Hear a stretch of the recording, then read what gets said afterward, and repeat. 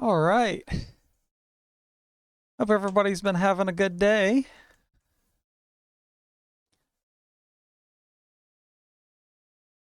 I was hoping the space tater would explode once the count expired. Yeah, I haven't worked on that yet. So today we're going to be building I'd say a lower mid-range, slightly older computer, still modern. It's an AM3 positive platform build. So I have a bunch of friends that are wanting to learn more about computers or just starting to do their own builds. And I don't know how many people are going to show up tonight, so I'm just going to start off with the basics because I want a lot of this to be educational. So what we're going to do is we're going to go over the primary parts of the build here, see what we're working with, kind of just talk about what each one is.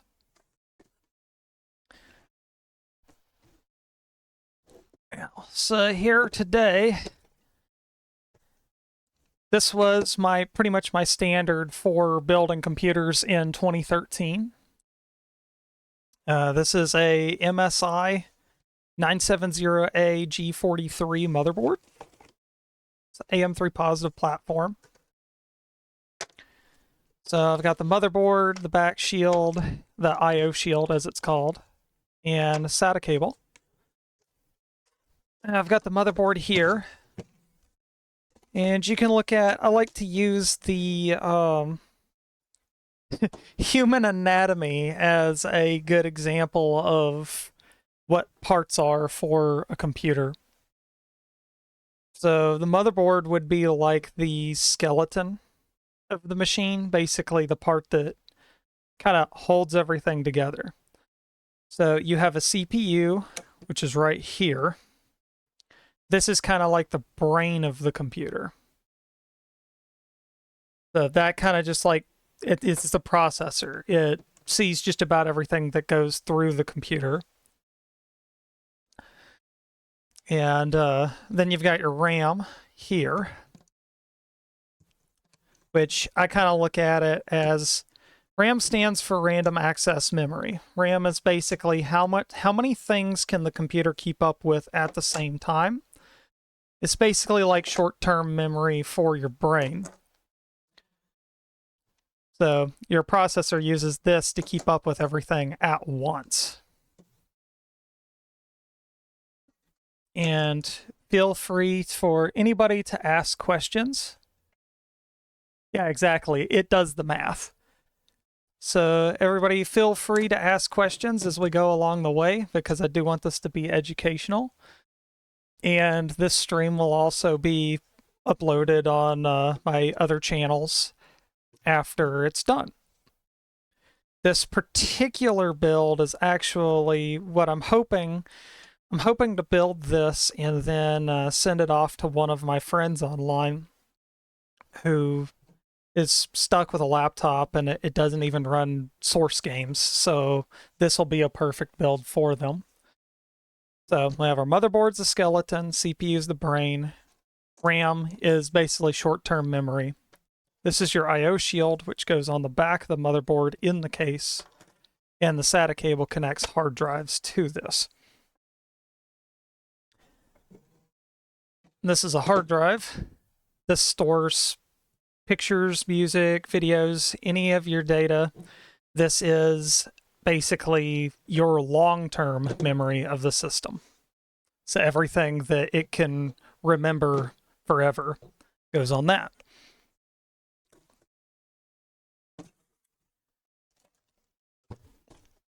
This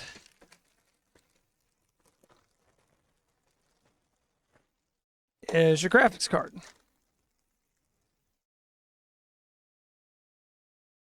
This is basically your eyes and ears in one unit. So this allows the computer to actually see what's going on and present it to you onto a monitor or a screen so that you can see what's happening on the computer. So this particular one happens to be a RX 550, AMD RX 550 by MSI. This one has a bunch of different ports on it, which I'll get to that after a while. This one is also self-contained. You don't have to plug a power cable or anything into it to make it work. It actually runs off of the motherboard slots for power. Now, pretty much everything nowadays on the market uses an external power plug because they're more power hungry than, like, let's say when this one came out. Second brain for shiny thinking. Exactly. Okay, so that's our main parts here. Now we have to give this stuff power to run. So we got to take power from the wall and put it into the computer to run it. Oop, I just messed up my tripod. Oh boy.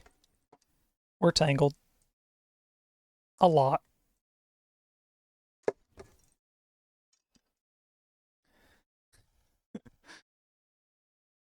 Okay, so this is a power supply.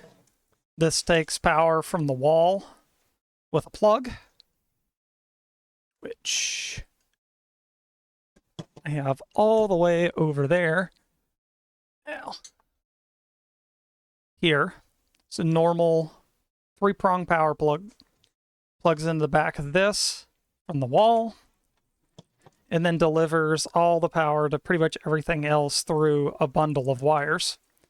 Some of these are cleaner than others because they're modular, which means that all these wires, instead of being part of the unit, can be separated. This particular unit is a Cooler Master, I think Master Light, 460 watt. Which, the thing with these is, with power supplies, especially if they're a cheap brand, they may have 460 watts marketed on the unit, but they're not actually 460 watts. What you're looking for is the max output on the 12-volt rail, which is basically you have a 12-volt and you have a 5-volt side of the system. And your actual real stat is 342, not 460. These are combined, and then they call it a 460. Now, some brands like Corsair, when they say it's a rating, it is what it is, and it'll actually say on the sticker the exact same thing. So when you buy, like, if you like bought this, which is a 460 watt, you're not actually going to get that out of it. You're going to get whatever this rating is. So if your bare minimum is 460, you're not getting it, and you're not going to run stuff correctly. Thanks for lurking, Cherry. So these are our main parts today that we're going to be using. This is all modern stuff, so it's all going to be SATA hard drives and whatnot, and operated with SATA cables. Now, you don't have to, nowadays, if you're building something newer, you do not have to use, let's say, SATA hard drives. You can use SSDs, which they have onboard SSDs. They have SATA SSDs, which the one, this stuff is universal. Well, let me show you this. Find my screwdriver here.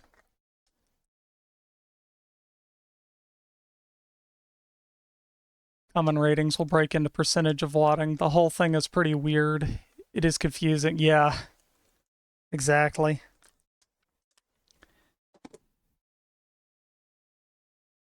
So this is I want to touch on this real quick. This is a SATA solid state drive here. It's just a AITC Kingsman. It's about the size of a laptop drive, about 2.5-inch drive.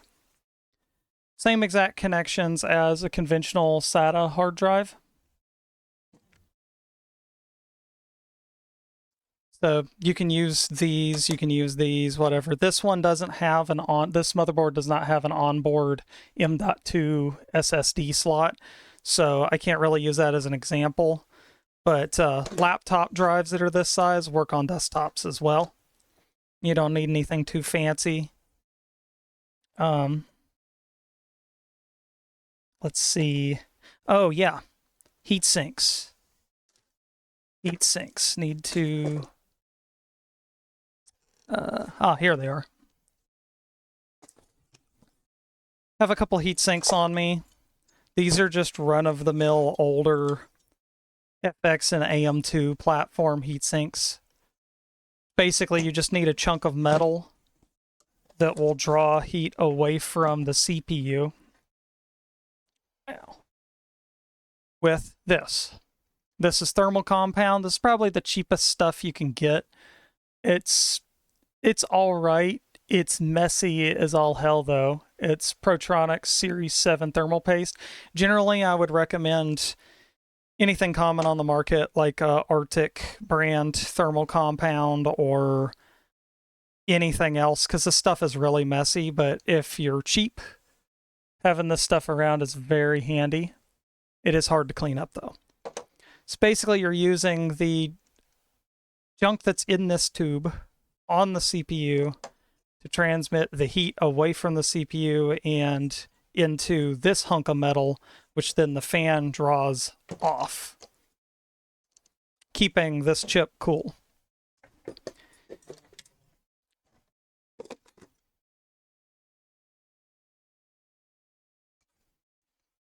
Now,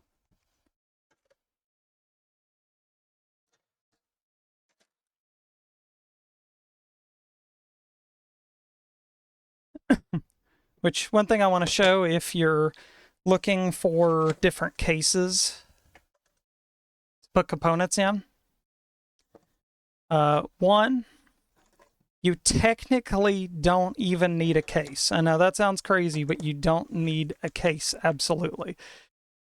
If you're just trying to build a computer, if you've got a just flat of plywood, a board, anything. I've even seen people build builds inside of cardboard boxes, even though I wouldn't recommend it. It is absolutely doable. But building it on plywood and then mounting it on the wall, if you want to spend all your money on just components, that's great. It works perfectly fine. Main thing is to just keep the components cool.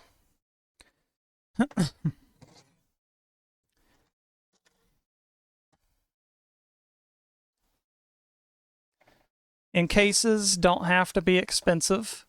You can get cases for $35 if you catch them on sale. DIY PC is great for that type of stuff. I am not sponsored by any brand that I mention in this video, or in this stream rather right now, but I will point out some things that are very useful. So this case right here. Oh, hey, Fenno. Perfect. You showed up.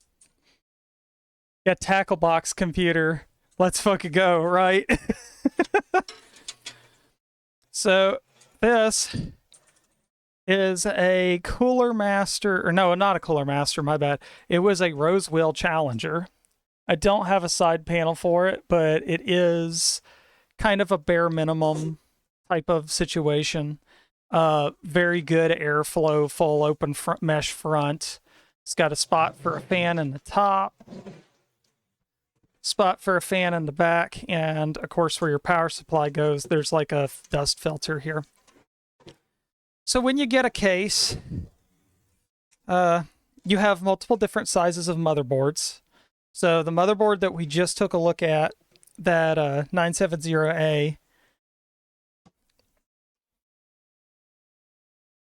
this is what's known as, this is a full-size ATX board. So you have multiple different types of boards, but for simplicity's sake, I'm going to keep it simple, and I'm only going to discuss like two different sizes of boards here.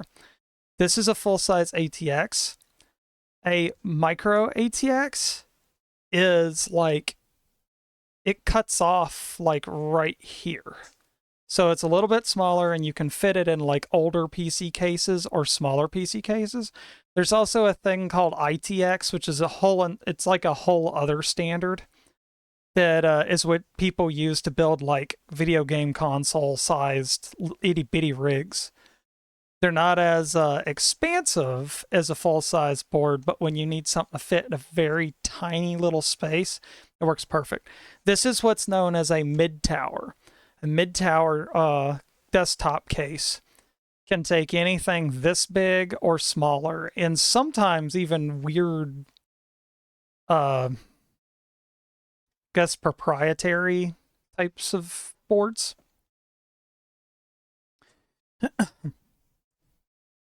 But when you get a case, usually you'll get standoffs, which, so I don't have to pick that up and shove it in the camera. I have some.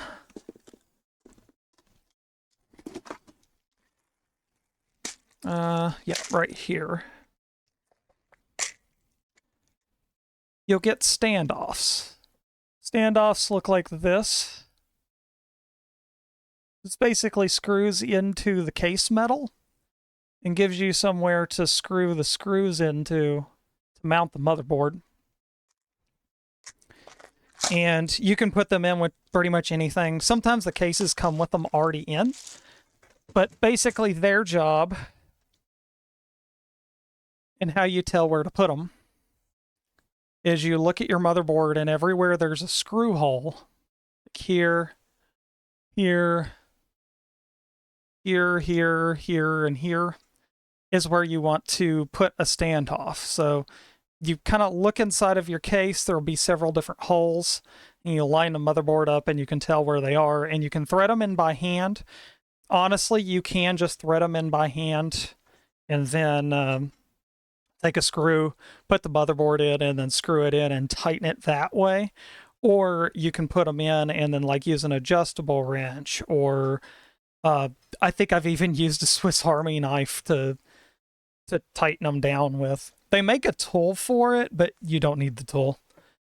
And by technicality, if you're doing this on an absolute budget, you've picked up some used parts and you don't have all the standoffs you need, you don't need to use all the standoffs. Like, seriously, like it could technically lead to board warpage over time.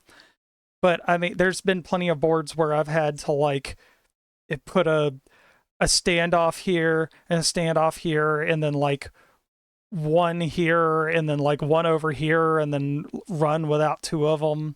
It really won't make a difference. Main thing is you don't want anything to short out on anything.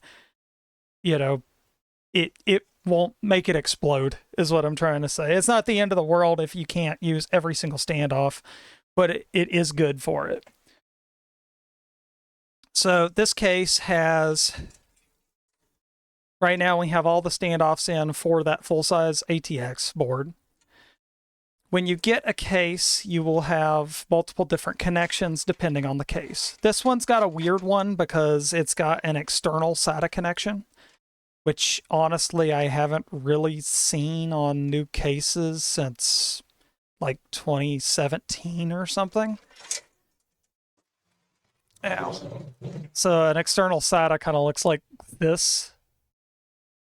I don't think I've seen that feature on any new case nowadays. But over here you got a power button, external SATA, two USB 2.0s, audio jacks, and a reset button. And on the inside of the case, that translates to a SATA connection, which we're not going to use for that particular thing. Front panel plugs, which are for your reset switch, your power switch, and your hard drive light. And usually, not all the time, but thankfully usually, they have what they are written on the plugs, which makes it very easy to hook up. You also have a plug for your audio. There's two different types. If you notice, this is kind of jumpered off. You have one that says HD audio, and you have one that says AC97. Odds are, modern, you're going to be using HD audio. The AC97 one is for like really old, like older stuff that I'll do streams on later. But you can pretty much, anything new, you can disregard this.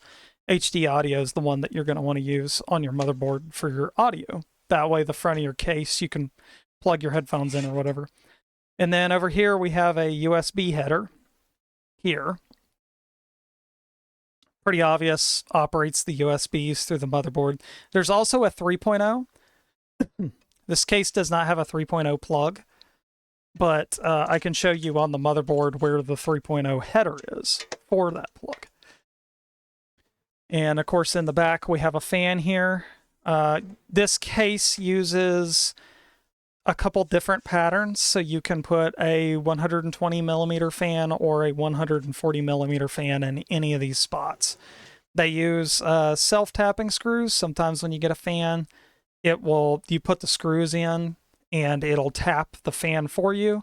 Other times they're already tapped. More recently, there's more fans without the threads tapped in them. So those are pretty easy to put in. Pretty much everything that you're gonna need for building is going to be a Phillips head screwdriver is detrimental. And a pair of pliers or an adjustable wrench is useful for these standoffs, but you technically don't need it. You can use a Phillips head screwdriver for everything, except for if you've already got a Hewlett-Packard or Dell or any commercial desktop, because they like to use little Torx bits, star bits, security bits. Some of them even have like a Torx bit and then like a flathead in their screws. Yeah, AC97 audio is for only if you're really cool. Yeah, if you're a hipster, or if you're like me and you have a bunch of old 90s and early 2000s shit around that either lacks HD audio or you've had to jump her over to AC97. So in analyzing a case, when you look at the case, these bigger slots are for hard drives. I just now realized I'm missing a detail here. There's usually caddies that come with a case that you can put on the drive that allows it to slide into the bay and click in place and like actually be functional, and also allow the air from the front fan, if you have one, to go over the hard drive. I'm missing that, so you're going to be able to get to see what I do when I don't have that, which is jank, and you can do it too, and it's not going to hurt anything, and I'll show you why. Up here is where you can put DVD drives or CD drives or optical media or hubs or drawers or anything like that, which I still, yes, it's 2025, I still use a DVD drive. Absolutely. And then, of course, there's these other bays in the middle, which can be used for zip drives, floppy drives, other tape drives, or pretty much anything else that you could think of.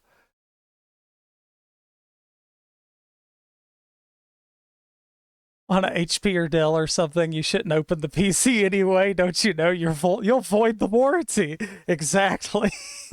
Best to just throw it in the trash. Don't do that. Don't throw it in the trash. Give it to somebody else or fix it. Harvest it for parts and throw away the proprietary stuff.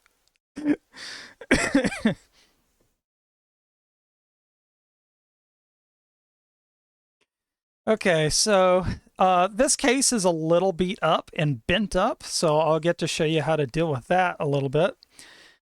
Your normal connection for your fans generally have a motherboard plug on them. It's just a 3-pin plug like this. They also do have plugs that go directly to a power supply. But with all of the case shenanigans out of the way, I do not have a side panel for this for later, we can get on to putting this together. So, first things first, which you do not need this, again. A lot of my crap does not have an I/O shield in the case, but it's a nice to have. And if you've got a motherboard brand new, then these are great. They come with them. Won't have to worry about it. Motherboard should come with an I/O shield, a pack of screws, and maybe a SATA cable or two, depending on what brand. But you can take your I/O shield, and if you notice around the edges, it's got kind of like a, I guess what you call that, like an indent or a chamfer edge on it.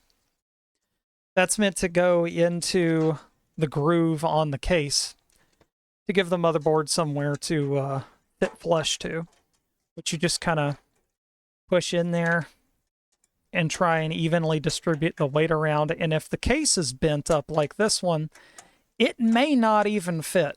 I'm going to see and try my chances here, but I have a feeling that, nope, it did it. And sometimes these I/O shields will actually keep the motherboards from fitting, or if your case is bent, the I/O shield won't fit it at all.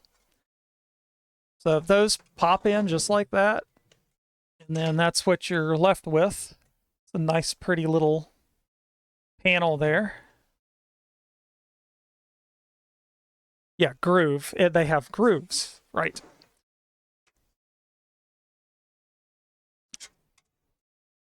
So here's our motherboard, which you can put the CPU in before you install the motherboard or afterwards. It's a lot easier to just put it in the board while you're here.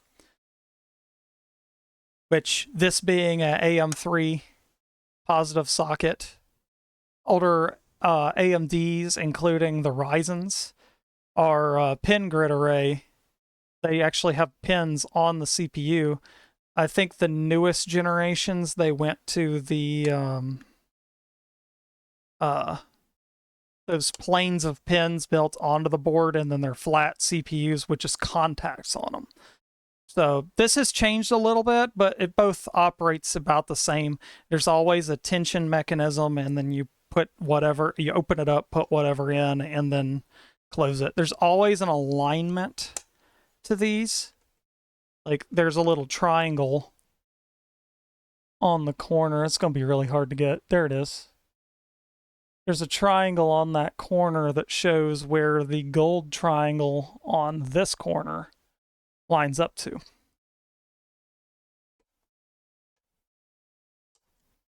Which is going to be real fun because I've got a different CPU to put in this, and I'm going to put it in when it's in the computer, in the case. And down here you have a diagram for your header for your computer case plugs here that tells you what is it, like the power switch LEDs and whatnot here. A lot of brands will actually put the diagram on the board. Other times you have to look in the manual or look up the manufacturer's website to find out.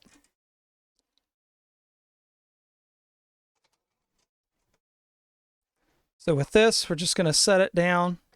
It's going to line up pretty good. Sometimes these I/O shields are a little funky and don't actually line up quite correctly. But it looks like we're okay. So we've got it in there, and all of our standoffs are in line. So now we break out our screws and our Phillips head screwdriver. Now it helps having a magnetic tipped Phillips head screwdriver, which I know there's a lot of back and forth. Come on, who's going to read? Yeah, exactly. There's a lot of back and forth on whether you should use a magnetic tip screwdriver or not, and will it kill something, will it not? Magnetic tip screwdriver, as long as you're not taking it and shoving the tip of it over RAM, I don't even think, like nowadays, I don't even think it'll affect RAM, honestly. Use whatever screwdriver you want. You know, don't like start digging at the board with it and you're fine. And bending a pin somewhere is not the end of the world. I think there's too many horror stories online of people bending header pins on the motherboard and then saying they killed it, or, you know, the whole world exploded because I bent my fan header. I actually burnt the fuse on a fan header before when I was much younger.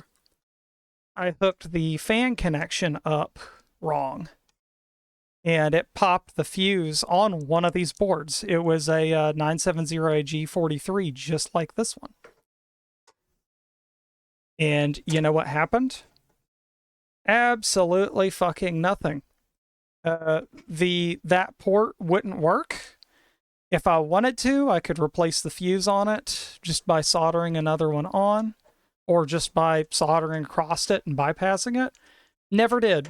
I just used a 4-pin Molex connector and just ran a fan normally. Never had a problem with it. And it was actually this one right here on a different board. Yeah, general rule when you're putting stuff together, as firm as okay, don't force it. If you notice, when I put the screws in here, I just went until it stopped. I didn't crank down on them or anything. I just just barely. So, and you could just kind of feel on it, and everything's nice and good. So, in here, you got your fan headers. So we got a fan header here, here, and here. This one's for the CPU. This one's a system fan, and this one's a system fan. So a main one that that's absolutely important is the one that's up here. So our back fan, there's a plug right there near where it needs to go. We can just plug that one directly in right there. And so you can see it a bit more. Right here is where we plugged that in. So now we're going to do, I'm actually going to put a better CPU in this. I have a Phenom tri-core in here right now, which I'm about to pull out. And we are about to put a AMD FX 6300 6-core in here.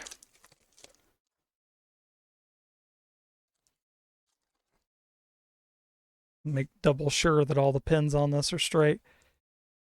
I can't count how many processors I've had to sit down and straighten pins out on by hand with a pair of tweezers. There we go. So now we're going to put a CPU cooler on here. I'm going to test fit these first before we put anything on the CPU. I'm just going to put these on. You've got a metal bracket that goes over the mounting tabs and flips down, and then you just flip a switch here, flip the lever, and tighten it. So that one fits. I'll check the other one. I actually need to see if both of these are compatible, so I know what I'm working with. Oh yeah, yeah, both of them are good.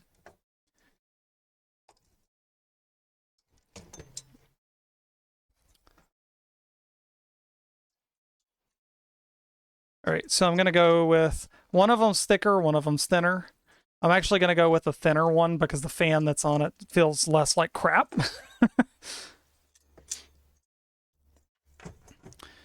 So before I do, though, I am going to take this RAM, which, one thing that I've done, AMD sounds like Linux, right?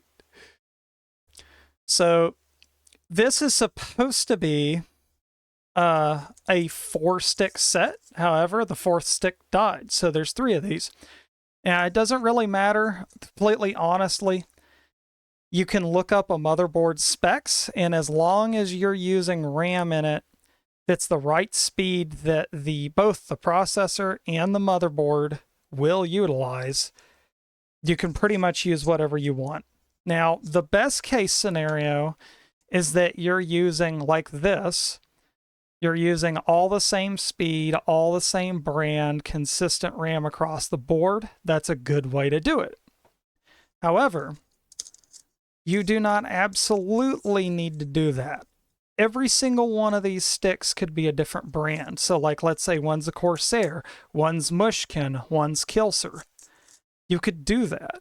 Matter of fact, if they're all the same speed, even better. You may notice some weird stuff here and there if they're different speeds, but I have done that before. And the other thing is that if, let's say, all of these are one speed and you put a stick of RAM in there that's a lower speed, the motherboard will automatically clock all the sticks to be the lowest speed, which is why it doesn't actually mess with anything. Now, on this board, you can notice that these slots are different colors. So we have black and blue, black and blue. This is handy because let's say you have 2 sticks of RAM, the same speed and the same type. You actually can run them depending on your motherboard. This one's listed 1, 2, 3, 4, but this has a dual channel mode. Basically what dual channel mode is normally you just stick RAM in. Okay, I'll just stick the RAM in like this side by side. That's fine and that works. Thing is that it's only going to use this as 1 stick of RAM and this as 1 stick of RAM. However, if you move it over and you do it staggered like this also depends on your motherboard, because some of these they put side by side, others they stagger like this. This is called dual channel. This basically uses both of these sticks together like one, and you get kind of an efficiency boost off of it, but it's not super terribly important. You can make it by perfectly fine without having dual channel, and it won't bother anything. Another thing to look at is the way that these are keyed. I think there was only one generation of RAM that you could try and stick in backwards, and if you forced it, it would go in. But most of the time they're like this, where one side you can tell is substantially longer than the other side of the slot.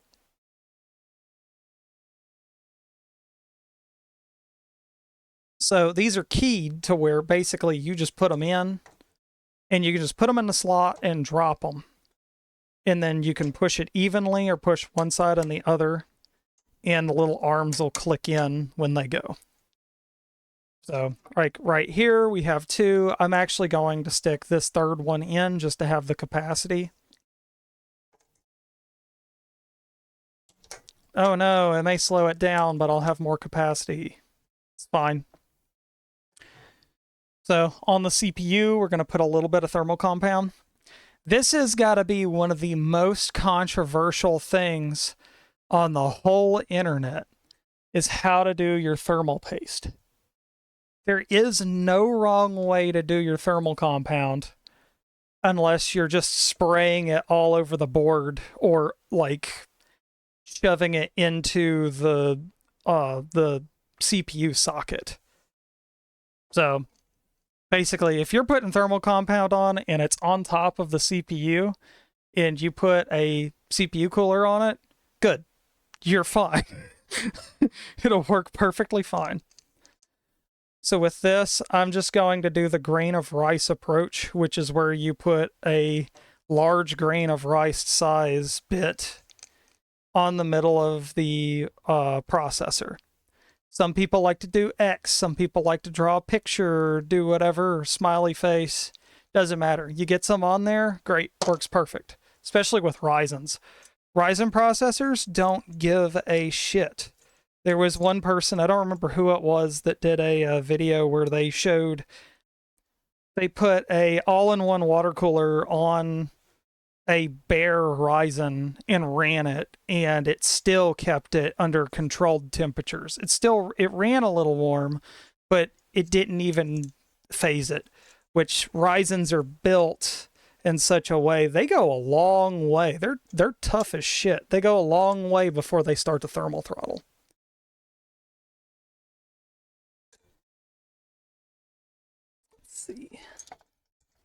Get this on there real quick. So when you lock this down, it's going to spread all of that out. And we're going to plug this in, which if you notice, this has like a 4-pin plug instead of the 3 that's on the other CPU, the other fan slots. This one's got a 4-pin, which is an additional like speed control for the fan. You don't necessarily have to have a 4-pin, but I wanted to show that difference. You can put a 4 or 3-pin into the CPU fan slot. So that's got everything on the board sorted for components except for the GPU and all these cables. Now, for these cables, this is going to be very hard to describe. Yeah, paste putty and now very soft metals. Yeah, they're using liquid metals and stuff for like super enthusiast cooling and whatnot. Never trust someone who draws an X. Pea-size glob. Pea-size glob. Yep. And see, and everybody's got an opinion on that.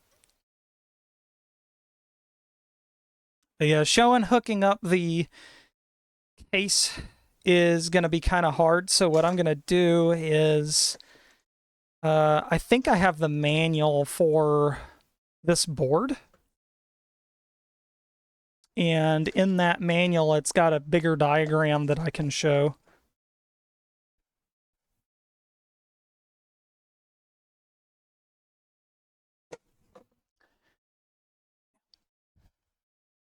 So I think I got it over here.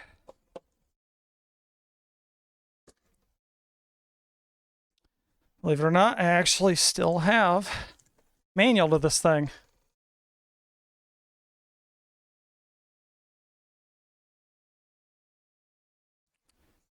Let's see, JFP1.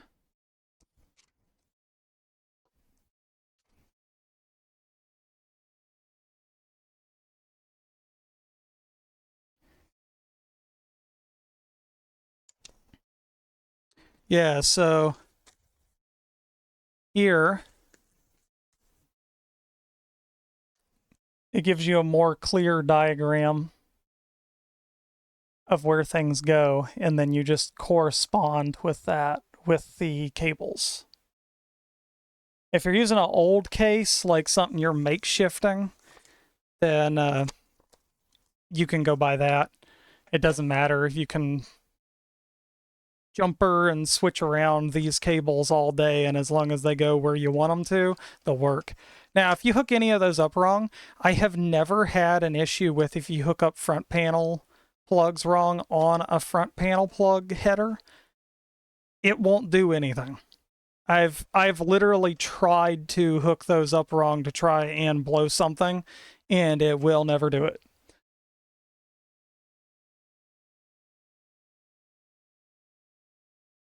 Yeah, you don't want to let the magic smoke out. Exactly. So I'm going to hook these up real quick. Power switch. And again, these, they just push on to their pins. And if you bend a pin, don't freak out. It's not the end of the world. You can bend it back. These headers are tough as hell. Another thing you can do, let's say you don't have this. Let's say you do not have a case, or you don't have a case panel plug set up. You just need to turn the motherboard on to test it. You can actually use a flathead and go to where the power switch part is and tap it, and it'll just turn it on. No risk of shock or anything. It just jumps it over, and you're good to go. Good for test benches. You can even put a push button or something up on it. It's fine. So here's our USB. It's going to go on a USB header that's down here. So just for being able to show where it is, I'm going to raise the case up to show you. But if you notice on the plug, it's got one of those is solid. They got these holes going across, but then one where it looks like a pin should go in but it's flattened off. That goes over where on the pin header, there's actually a missing pin. That's how you know which way to plug it in, is it's basically keyed. It's dummy proof. Everything, pretty much anything from 2010 on has been dummy proofed for hookups, which is very, very nice. But as you can see in there, that's where they hooked up. And that big blue rectangle right next to them is the 3.0 harness header thing. Let me put this Phenom processor up before I accidentally squash it.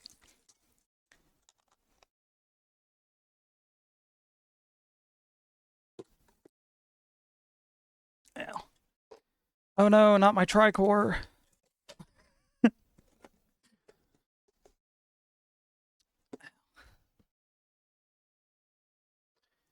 So now pretty much the big things are going to be like putting the power supply in. This power supply is a mess. So I'm not going to do any fancy cable management. I'm not going to do anything crazy because it would take a while. And this is just going to get taken back apart anyway. But we've got our power supply. It's going to go down in the bottom here. And of course, this case is bent. So this one's going to kind of get a little interesting.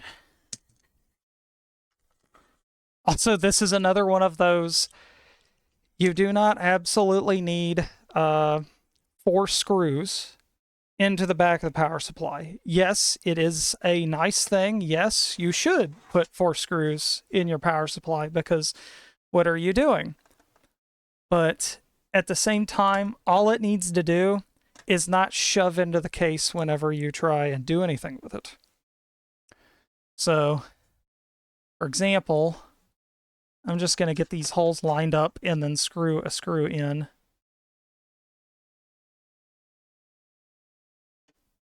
So here's one single screw that I'm screwing in here. And keep in mind, I have the fan facing where the dust filter on the bottom is here. Just remember, do not ever, ever, ever, ever open up a power supply or you'll die. Especially if it's plugged in. Don't open it while it's plugged in. And if you do happen to open one, I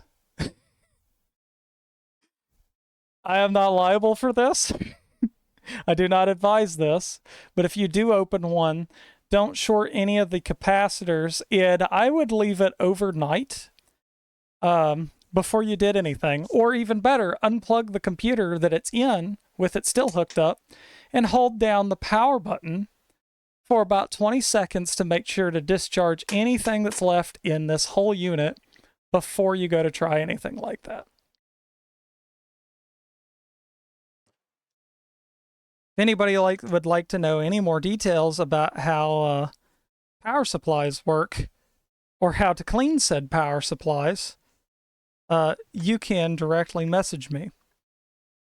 But as you can see, just one screw. I can move it up and down, but there's a thing that blocks it. But if you push it back, like if you went to plug it in and you push it back, it doesn't go anywhere. You don't actually need 4 screws. 2 screws is like perfect. 4 screws is like retail. So if you only have a handful of screws, you can space things out. However, for this, I do have some screws here. So I'm going to try and at least mount this with 2 screws. That way it's stable. Because I just don't want it flopping around. Of course, I would drop the screw.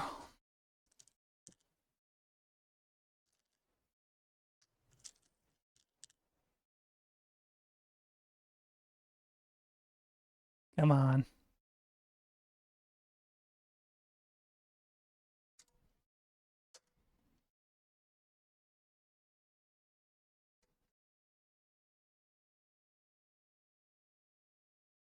There we go.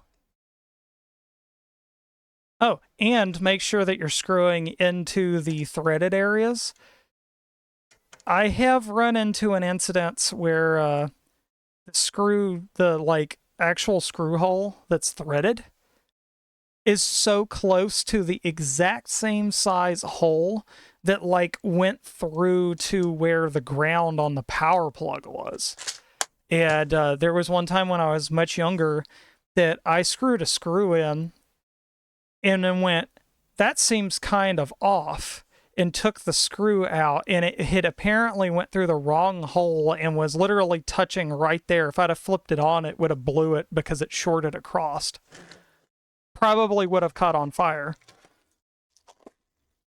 Dude,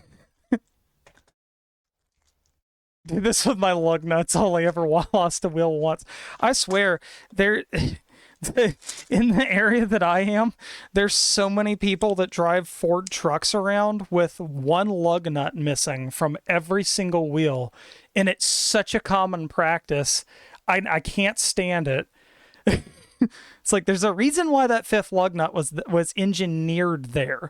Most of the time, it's literally engineered there as a fail-safe, because like on some cars, it's bare minimum to have 5. Some cars, it's like bare minimum to have 4, but they make it to where there's supposed to be 5 there as like an extra, like, this is safe. So when they remove that, I'm like, dude, you're like one big pothole away from everything loosening up and falling off the car.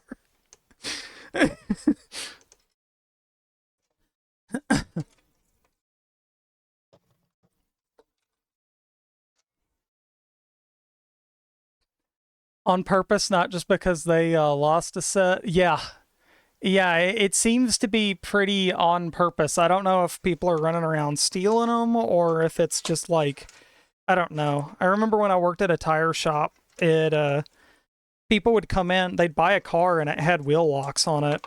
And we'd always have to like break the wheel lock or like get it off of there or whatever. And so a lot of times they would just drive without that one. We'd be like, dude, you need a lug nut. And they're like, it's fine. There's 4 of them on there. It's like, dude, just put the damn lug nut on there.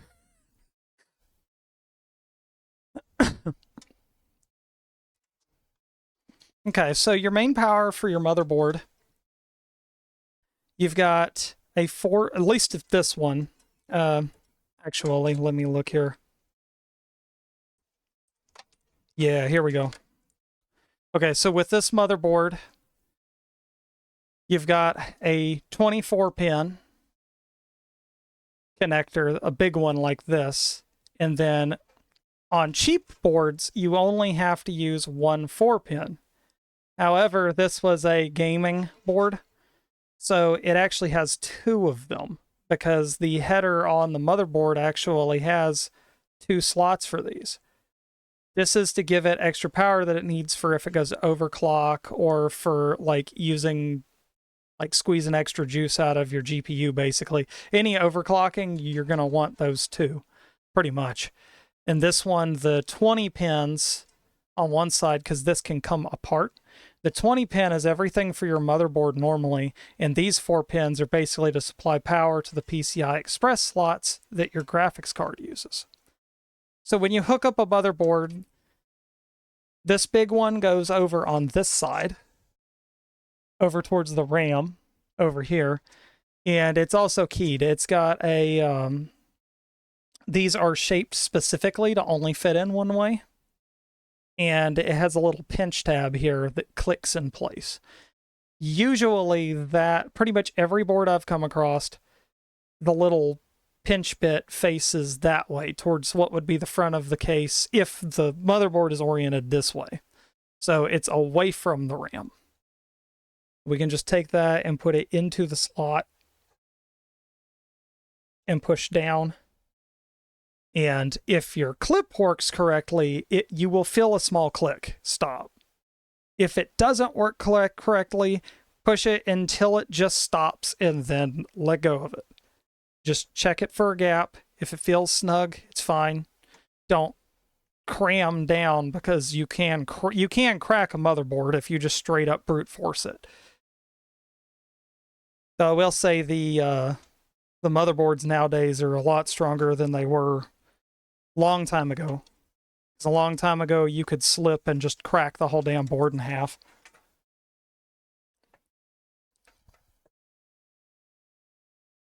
So I'm going to try and get this particular bit on camera as clear as I can.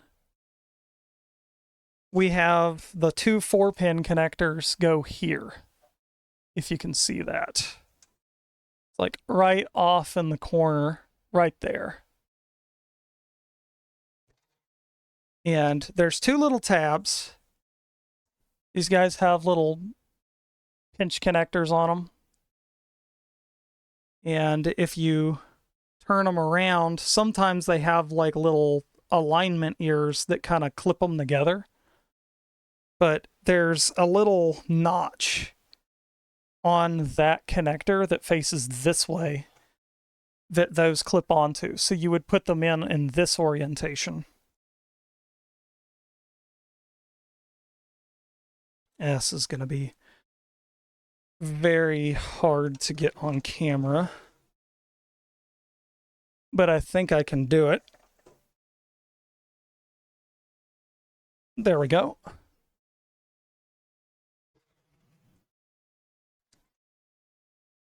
So you just make sure those are secure. They kind of clip into place.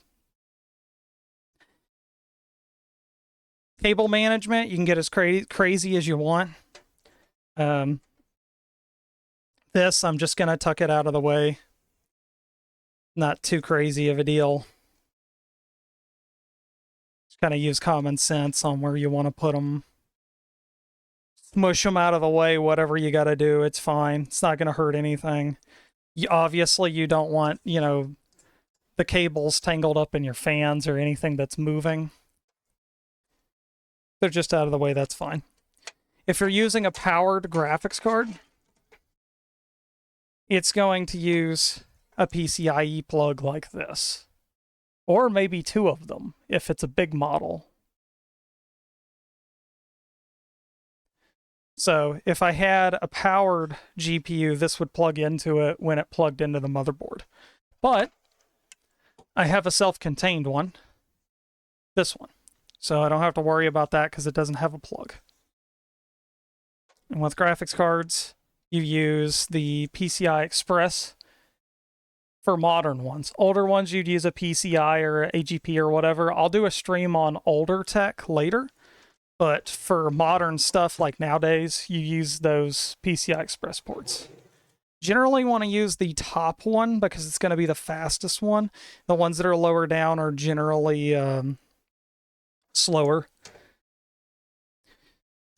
So again, with these, they are done in such a way to where you can't mistake them. Got a small spot here and then a long spot here with a key here. So you can use that to align it.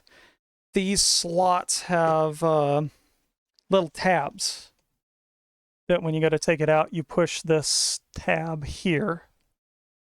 Where is it? My finger. There we go. There's a tab here that you push that can release it.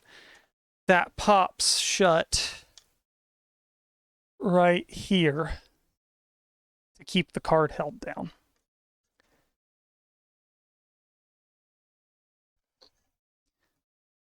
It's been so long since I put in a self-contained unit like this and not an externally powered one.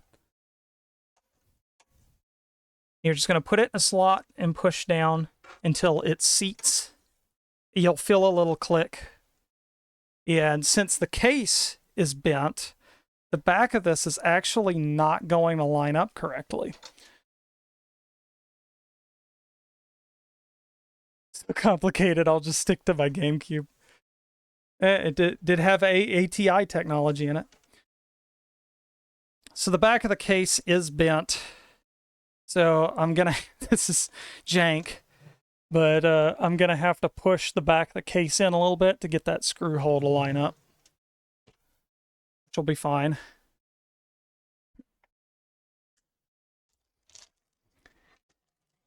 And again, to be honest, you could run it like that, but I wouldn't advise it. Having a loose graphics card is not not a good. Matter of fact, I had a HIS back when they were around. I had an HIS graphics card actually light on fire. It's interesting because I tried to go through customer support for that, and they didn't do anything. And then, like, the next year, their company went under. I was like, I wonder how that happened. Probably because there was absolutely no customer service, and their card caught on fire.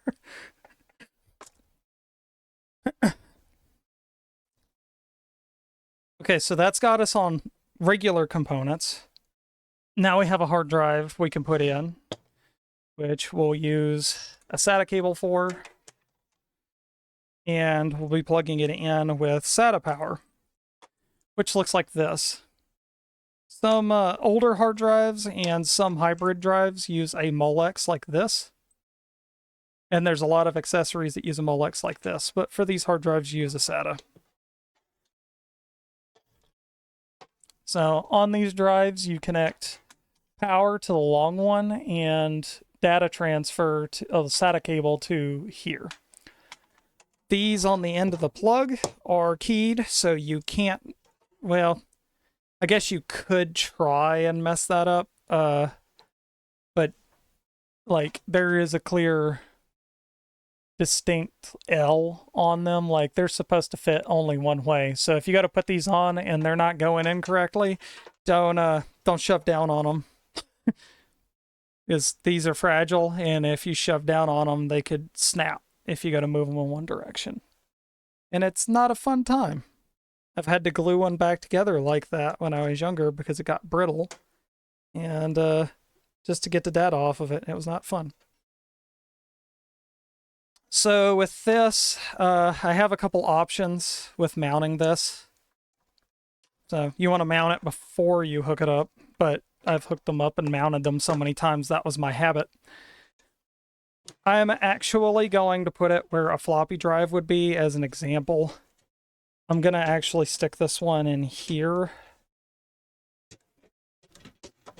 If it'll go in there. It may be too big, isn't it? Just barely. Okay. So here, I'm actually going to put it in here. That's surprising, because I was going to just lay it in the bottom of the case, just randomly. But yeah, we'll actually get to mount it into the case. So normally you'd use little caddies that fit in those and fit into the little shelves down here. They come with your case, but not going to happen, because I don't have those. This case was missing a lot of its stuff when I got it, so. Yeah, I'm just gonna screw this right on there and then screw it up here. Fun part with this is that if you do a hard drive like this and just screw it on one side, if you take off the other side panel and put another 2 screws in, it can be nice and quiet. If you do one side, it'll be stable, but you're going to get some funny noises here and there.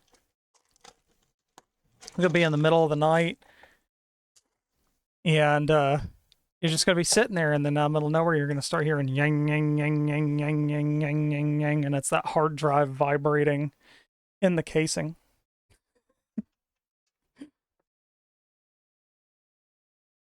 Oh, damn, I forgot the audio plug.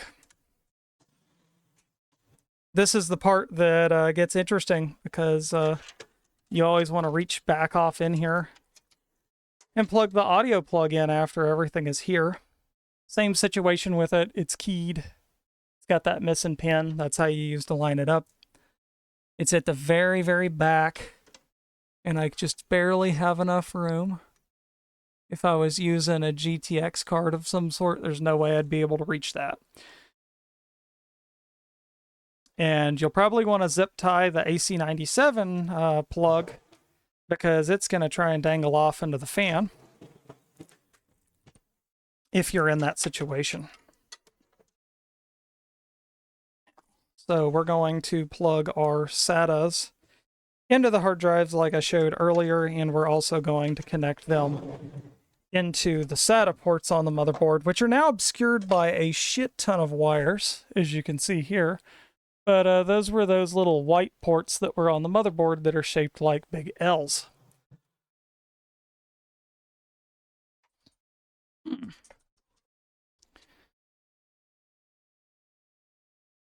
So I'll just hook a connector, hook a SATA cable onto motherboard, and then connect it directly onto the hard drive. And we're just going to take our SATA and power this bad boy too. And the wires are going to be an absolute mess. And it's going to look like some nightmare shit, and that's fine with me, because this is just for educational purposes, and it's fine. So then any space you got left, just for the sake of testing, you can either zip tie this up all real pretty and put it in the corner and hide it out of the way, or you can just take it and shove it into the bottom of the ladder here, and it's fine.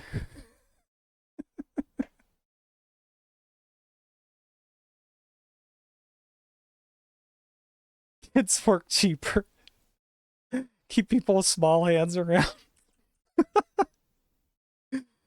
Unhinged. Okay, so this is everything set up for computer. Everything is done right now. Of course, we would hook up a front fan and a bunch of other fans if we had them, but we don't. Primarily right now, we have a CPU fan and an exhaust fan and the GPU fan. So that's all we're going to need for this example. You would want a fan in the front, but the fan that was in the front of this case died, so we're not going to have that. Doesn't matter anyway, because we have absolutely no pressure in this case because it doesn't have a side panel. But moving on. Now comes the big part, which is we have to hook this thing up to a monitor. To do that, we're going to use the ports that are on the graphics card. Which, what do we have? We have a DVI, which there's a million types of this, and these get confusing as all hell. We have a HDMI, which is a standard for years and still is used on things, and a DisplayPort, which is the thing that every GPU manufacturer is swearing by and that they're putting pretty much on every GPU now as the main standard. So I still keep the DVI capped off because I've never used it on this particular card. Now, if you ever need to switch out or adapt cables, you can get adapters. So let's say, like today, I'm going to be using a older flat Acer monitor. It uses a analog VGA input like this. You can get an adapter that goes from VGA to HDMI to plug it in. So we take our VGA, we'll put our little adapter on it, and this will plug directly into the computer.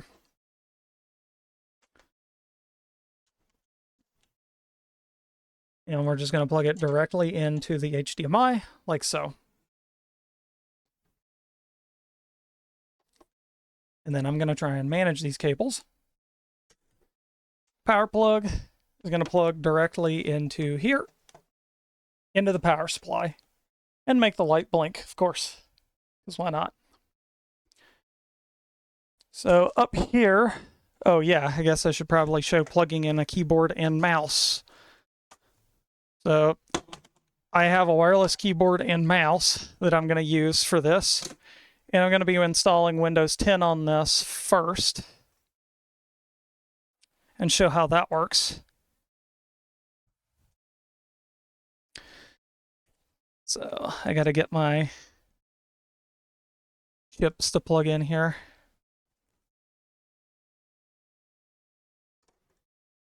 Just going to hook these in the 2.0 ports. Preferably the first ones. Or you can use these old PS/2 ports for ancient keyboards like my eMachine keyboard.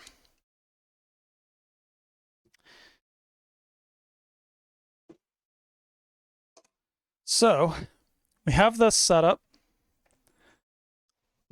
and I'm going to be using this monitor to show how to install this stuff.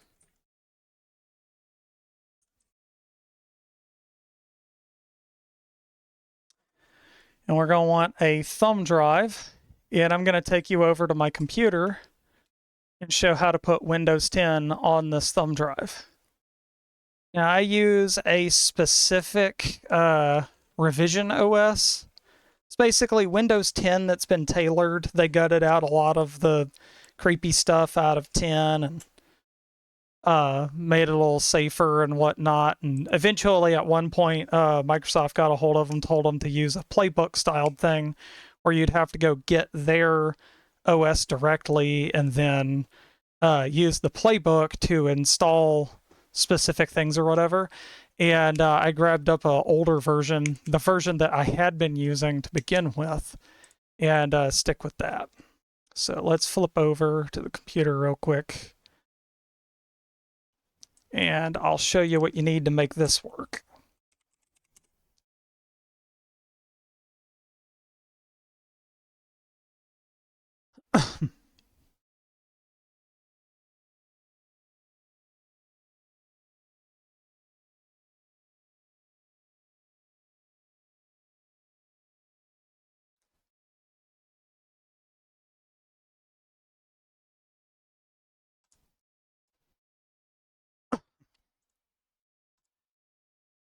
Okay. So let's see and make sure I got this going.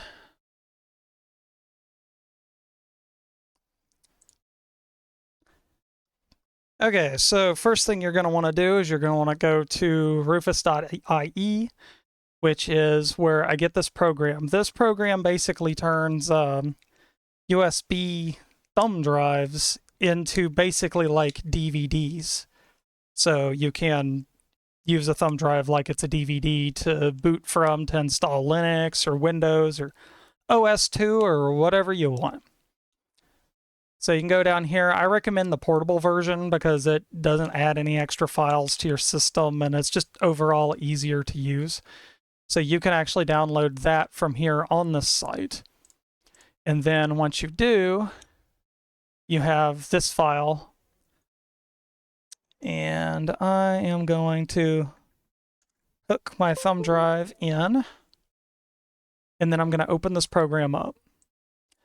And then in here, this is going to be where your thumb drive is. You select it here, and then it has disk or ISO image. That's where you're going to select that ISO or whatever Windows or Linux that you're using. That's how you're going to get to it.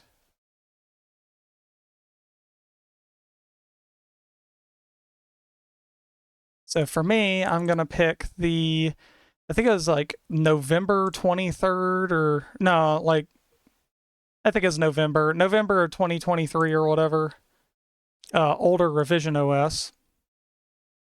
And I open it up. It's going to scan for it. It's a real shame that Rufus doesn't work on Linux. Yeah, I did find a couple alternatives that work really well. I forget, I think there was like a Nabara and like a Mint USB imager. But yeah, it is a real shame that they don't make Rufus for Linux because I really, really like this program. But anyway, it kind of automatically fills it all out, and then you just point it at this drive and then hit start. You have a bunch of different options where you can have it automatically create a local account and do everything. Disable data collection. I like this because it just skips an entire section of the extra crap in the beginning. So I'm actually gonna, let's see, I guess I could leave it unchecked so I can show everybody what that looks like. That's what I'll do. Let's see. Yeah. And you hit OK. It's basically like, oh, I'm gonna destroy everything on that USB. And you're like, yep, because I already wiped it. So, and now we sit back and we watch in real time this copy and do its thing.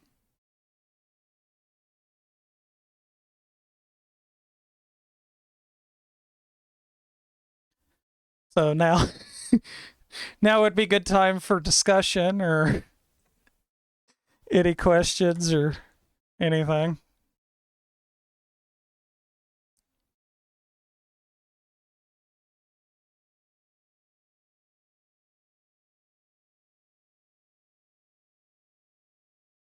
Hydrate.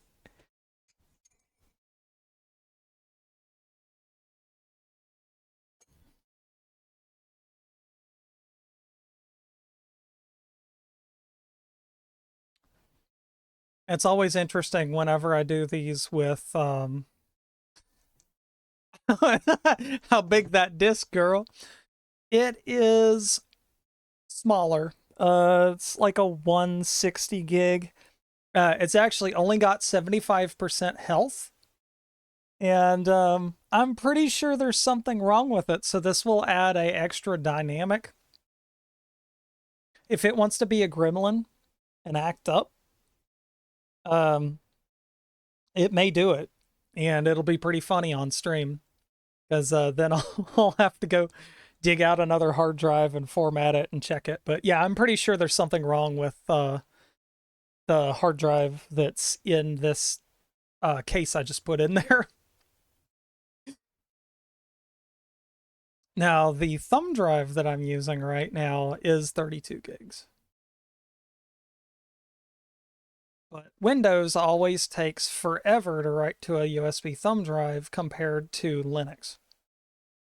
Windows always takes longer, no matter what version it is.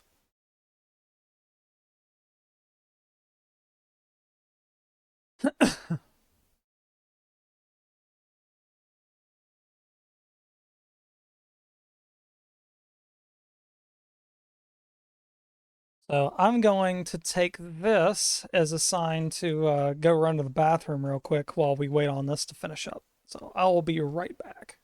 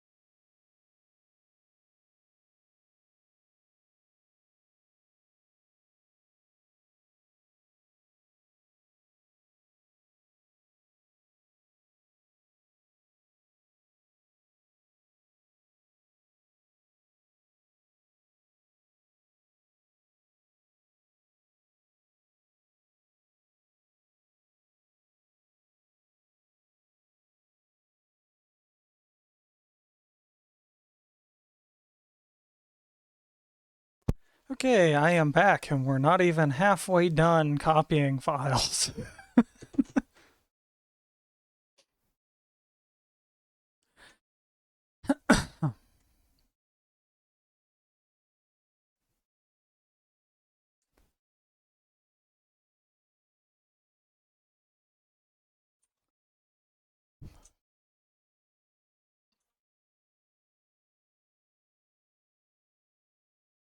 Fifth Linux Flash right now. How about you? Oh man. Yeah, the amount of time that yeah, hurry up and wait. Exactly. Yeah, the amount of time that it would take to do one Windows 10 USB. I'm pretty sure you could do probably 2 Nabara or like several Mint USBs very quickly. I used Nabara for a while, and then they dropped support for my graphics card. And when they did it without warning and just put it in the patch notes. And instead of it just using the driver that I had, it actually completely killed the driver and uninstalled it. So I was greeted the next time I turned my computer on with a blinking cursor, and then had to actually connect and reinstall the driver again. And that's when I decided to go back to Mint again, that I should have probably stuck with to begin with, because I used Mint since, God, like 2012 or 2013. And continually go back to it. So yeah, I wound up back on Mint again. For my hardware that's not as strong, like a laptop that I use to remote control my desktop with, I actually use, what was it? For a while, I used a Debian? Yeah. I used Debian for a while with a XFace, XFCE interface. And then I wound up moving again to the last version of the last 32-bit version of Linux Mint to use on the older hardware. It's still perfect. We have a junk computer. It's literally built out of trash that we use whenever storms come through, so we don't have to worry about our computers getting hit by anything. And when we use that, it's got the last 32-bit version of Linux Mint on it. And what's crazy is it still can use WebMs. You just install the multimedia codecs offline. Still running Debian on the cop car PC. I hate it, but I'm too lazy to take it home and reinstall it. I get that. Well, and at the end of work, you're just like, I just want to go home. I don't want to have to tote anything or do any like shit like that. You just go home, wash up, eat, bed. Yeah, it's taking its time.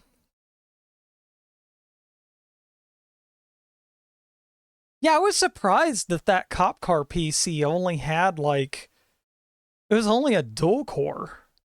Which is weird because it was an i7, so I figured it would have been something heavier hitting than a dual core. It was weird.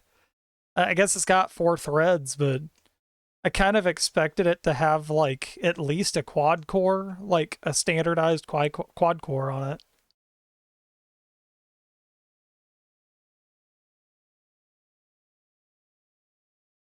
Oh yeah, the nightmare of the touch screen. And what the fuck was that power cable video? Like that's just this is barely a couple seconds of them plugging and unplugging the power cable and not a damn word explaining what that power cable was at all.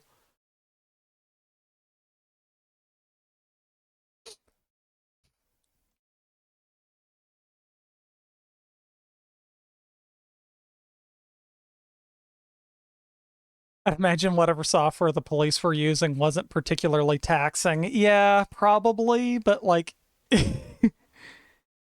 and the music. Okay, cool. We just got done. That's a relief that was going to take forever. Okay, so let's flip back to cam real quick. Oh boy, where is it? Here it is. Yeah. All right.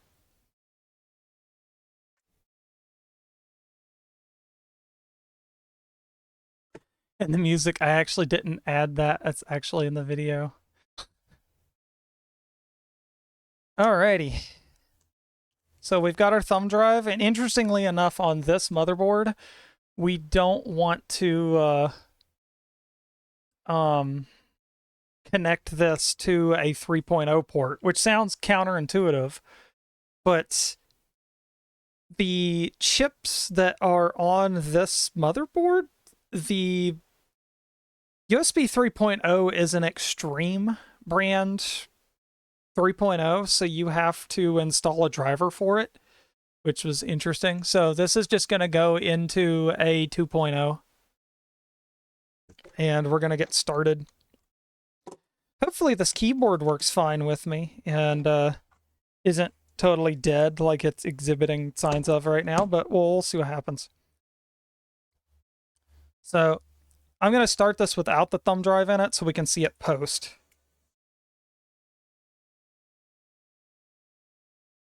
Well, let's see if it does.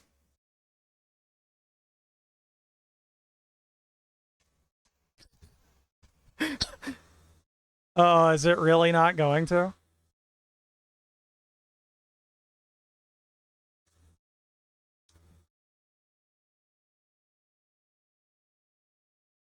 Let's try it again.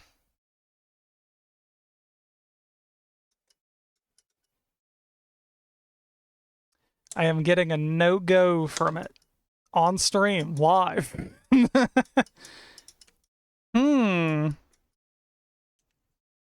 I wonder if that processor's bad. And this is why I'm doing this, is because if I didn't test this, then if I packed that up and sent it to somebody else, it would have not worked. So this is a good thing that I'm testing this, because it ain't working.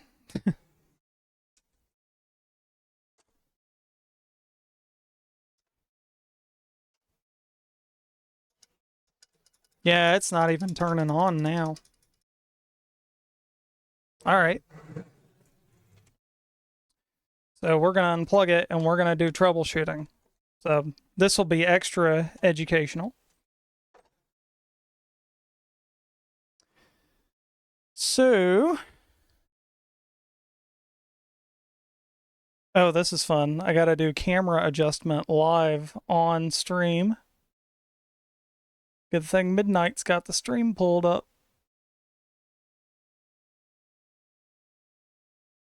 Does streamer know how to build or not? Exactly. You got to remember, though, we are using old spare parts. Okay, so when troubleshooting, check your power connections. I pretty much think I know what's wrong here. I think the CPU that I'm using right this second is not good. But always check your RAM, make sure it's seated. You can even go back to one stick to make sure that it posts, which is actually what I'm going to do. I'm going to go back to one stick and see if it posts. Which, if nobody knows what that term means, it basically means when you turn on the computer, it should show like the motherboard logo, the brand that made the motherboard's logo and some information or whatever. Considering the fan's running at full blast and I'm getting no feedback whatsoever from the monitor, I'm going to say that the CPU is not good. Which would make sense. So unplug it, hold down the power button, and then get the other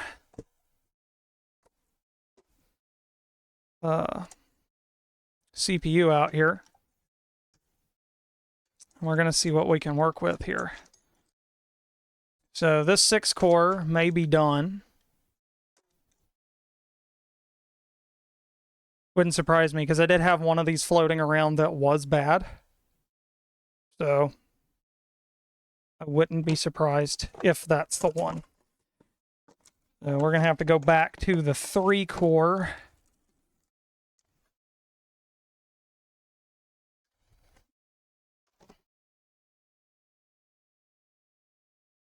Which I hope the 3-core works. Because if it doesn't, I have bigger problems. Because then that means I do not have a another CPU that'll fit this, and we'll have to try and source one to be able to send it to my friend.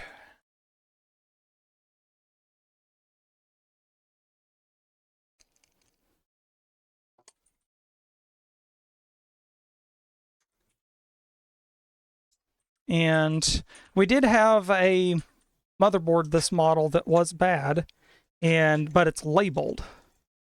So I actually was prepared for that, so I didn't grab the wrong one.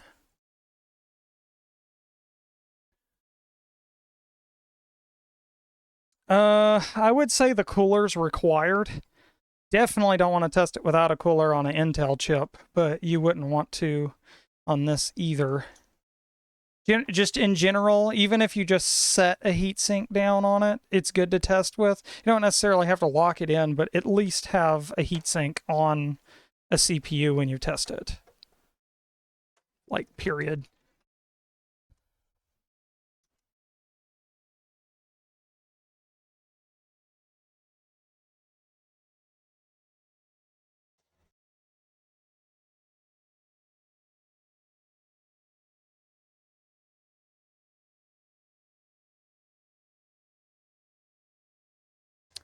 So I'm wondering, we're not getting anywhere with that. So I'm wondering if these plugs aren't seated correctly. Or something's up here.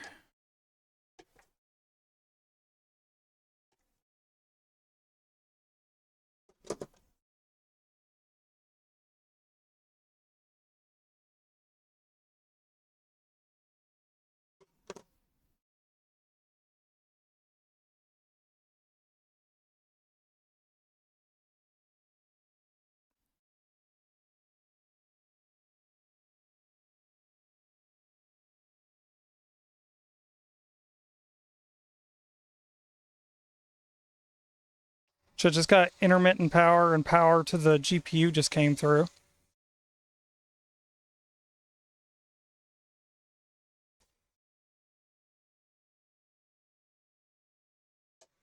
Try unhooking and hooking the GPU back in. Oh, wait a minute. I just had a thought. These older boards did not like booting with things in the USB sometimes, and specifically a Logitech USB dongle thing. Let's try without. Of course, it could be the power supply.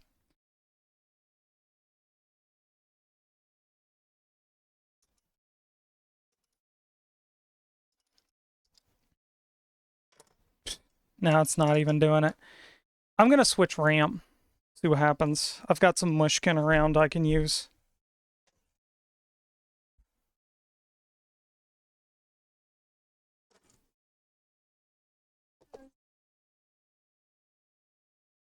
What's up?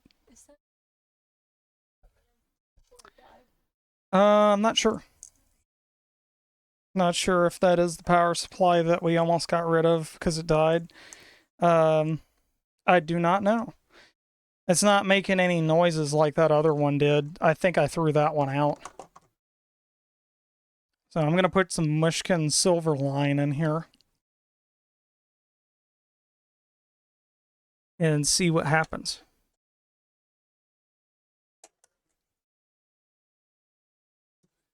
And since it's doing it with this CPU too, I think I'm going to swap back out for the 6-core.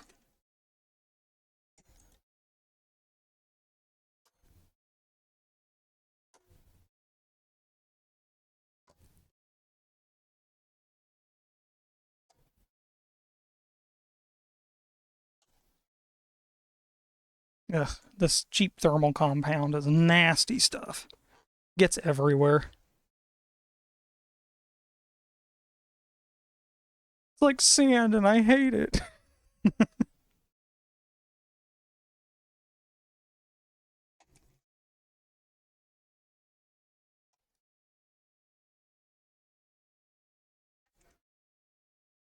Okay. Try again.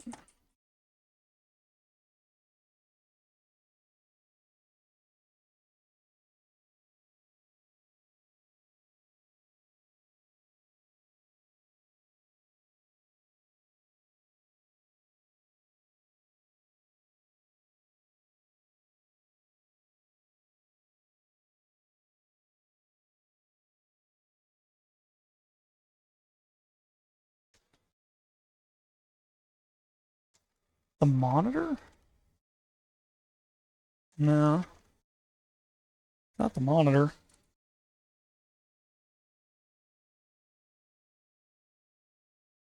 Huh.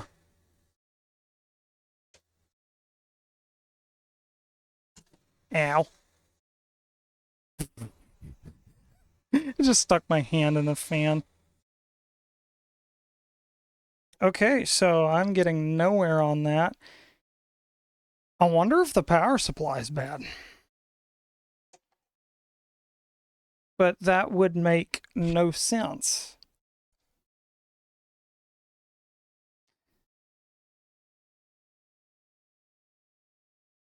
Hmm.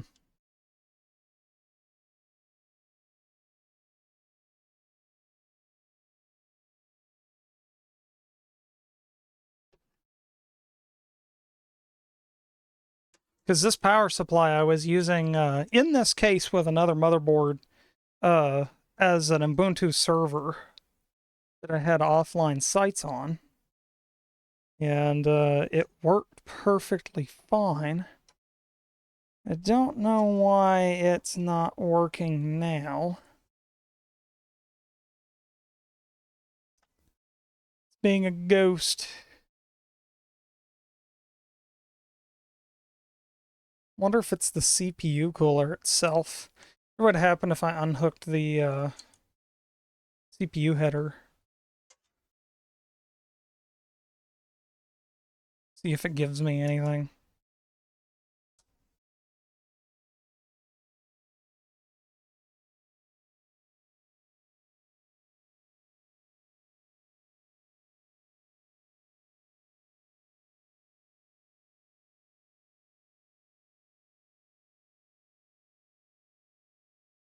No. It's obviously half-ass working because it comes on and then after it comes on, the GPU fan starts spinning after a while. So I wonder if it's just not displaying out the PCI Express port for some reason.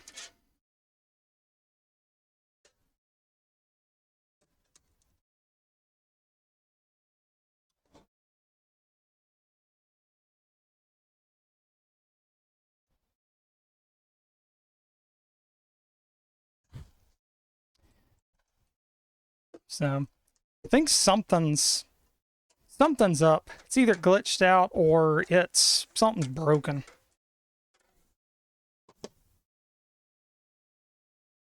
Which I have a few of these boards and I know one of them was broken. We could try a different monitor.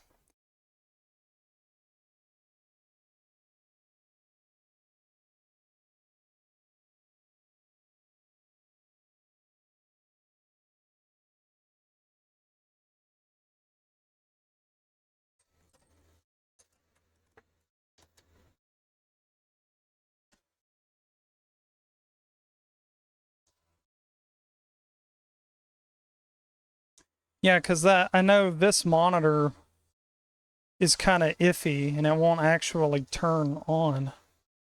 So, yeah, let's try a different hookup here.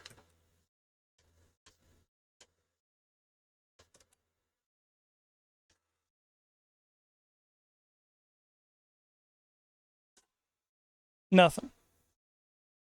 Hmm. All right.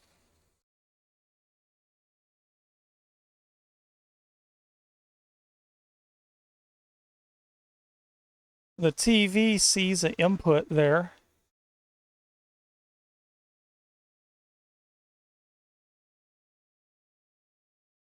Won't let you change to it. Oh, there it went.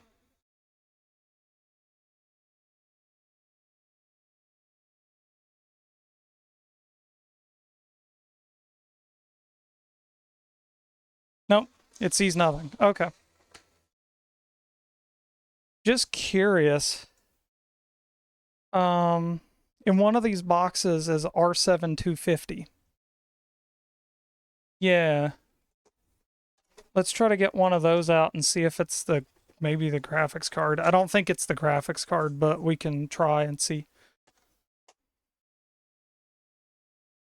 And that's a really old, actually that's VGA to VGA. Let me try that. This is an oldie. And this is like the one that caught on fire. So cool. Yeah, that's old as hell. Yeah, this is an HIS. I don't even make these anymore.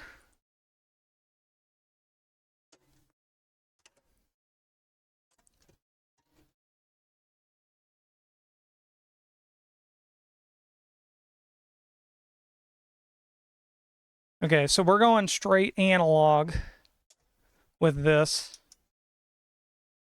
And we'll see what happens. If it goes up on this little monitor or not. And I'm getting absolutely nothing. So, yeah, weird. So strange.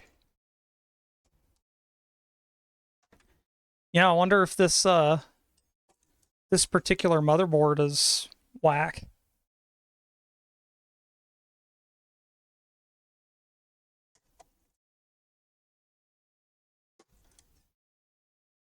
Hmm.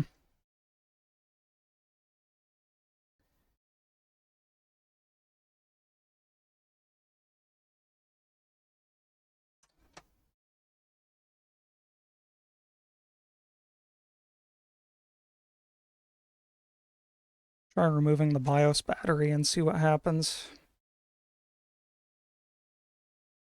These have little batteries on the motherboard that keep the memory in the BIOS, which basically tells it what settings are preset.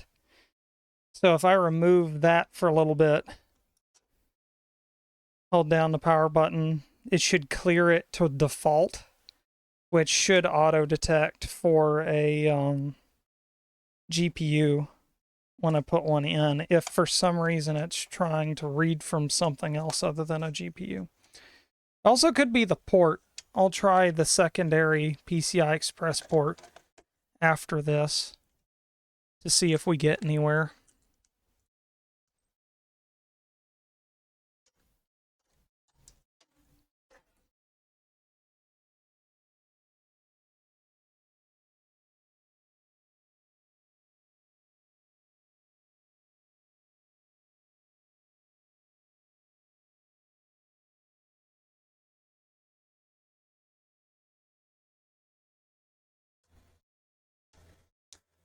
Double check the connection on this this little monitor.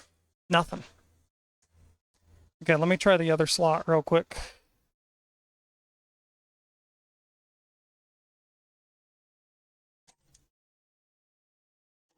I'll move it down to the slower one and see, because if this doesn't do it, it's going to be the motherboard.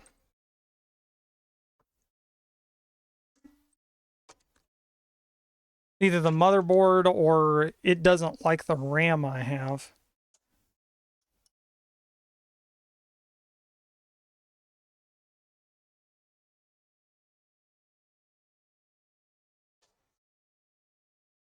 I wonder if it is the RAM.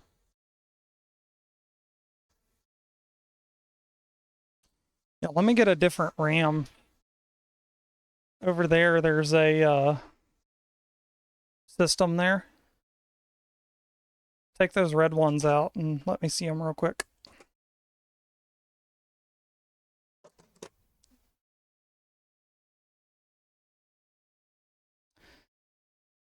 Yeah, let's see what speeds we got here. Okay. 10666. 1600. 1333. Okay, so this board, these are 1333s. If it's a compatibility issue, then we're going to know, because this should fire it up. because I know these work with an FX, because I have a motherboard over there across the room with the same exact processor in it with this speed of RAM. So we'll get to see if this is a compatibility issue here in just a second. Or if it's something else.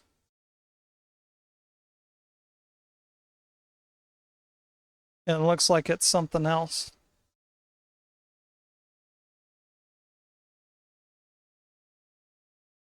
Yep.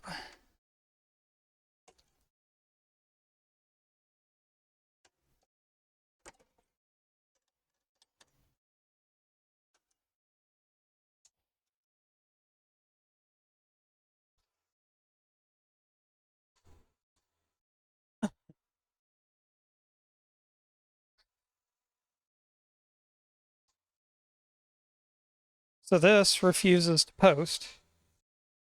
And it's not a RAM compatibility. It's not a CPU compatibility. So I'm thinking it might be motherboard or power supply. So what I'm going to do is I'm going to take a known good CPU that's in a system right now. So if you want to get me that motherboard that's over there, get the CPU out of that, we can give that a shot, because I know that works. I just used that.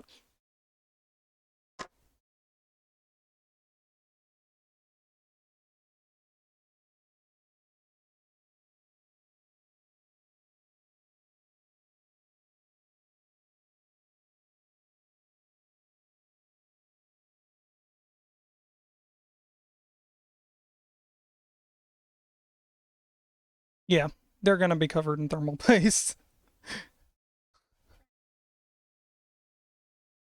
Yeah, you're good.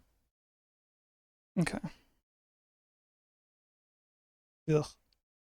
Nasty stuff.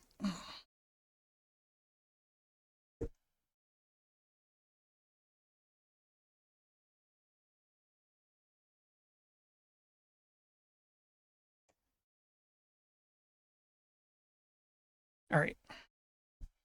Wipe my hand off of that and stuff.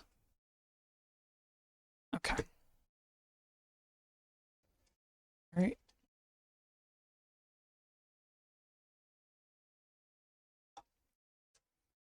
Okay. So now we'll get to see if it was the CPU.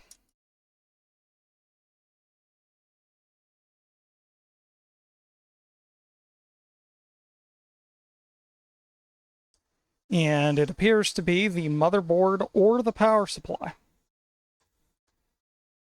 So one of those is not working. Which I don't see why this motherboard would have issues, because this is not one that's had issues before. But it has been in storage for quite some time. So that could be a problem. I would be willing to think it's a power supply issue. But I don't really have a power supply extra to test that theory. So that's kind of rough. Let me see here.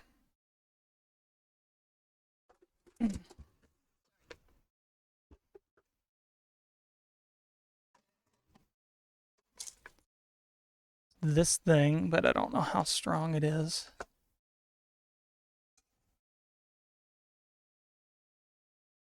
Oh, this is not advisable, but I can give this a try. This is a 350. It is not. It is a 216. But we may be able to test it with this very awkwardly, because I believe this came out of a Dell or something. So it's got these weird tiny cables. So I guess we can try it, see what happens. Worst thing it could do is work. So, which I have it dated July 2024 tested works. So hopefully it works. And then I'll know it's a power supply, and then I'll have to still find a power supply.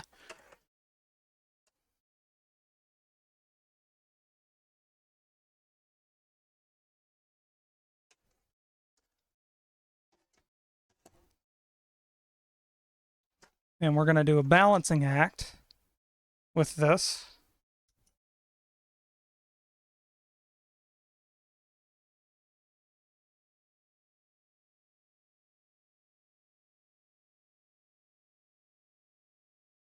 Okay, not working there.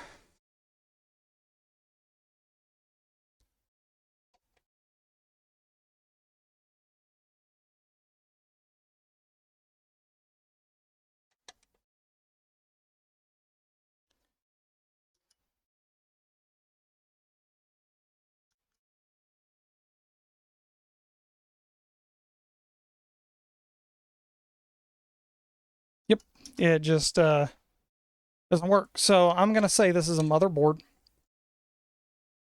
failure.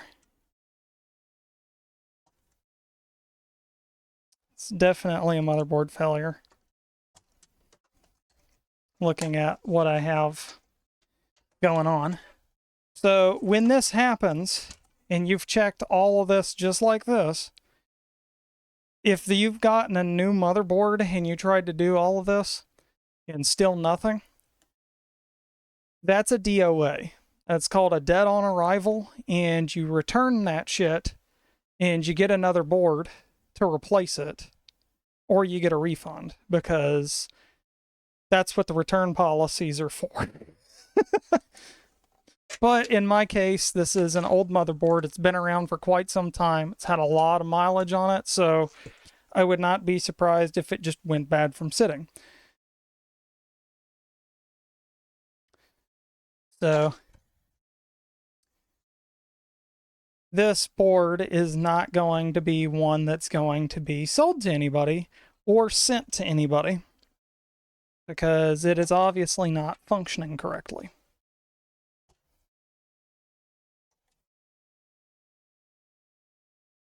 So what I'm going to do,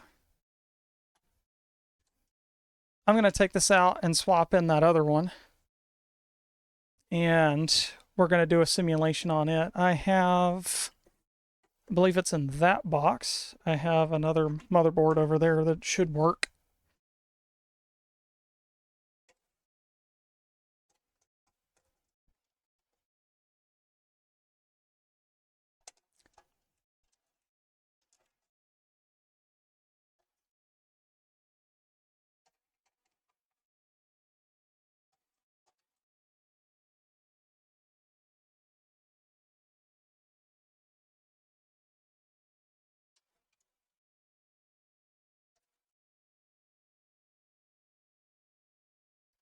So I'll just zip this apart real quick, and then we'll swap over.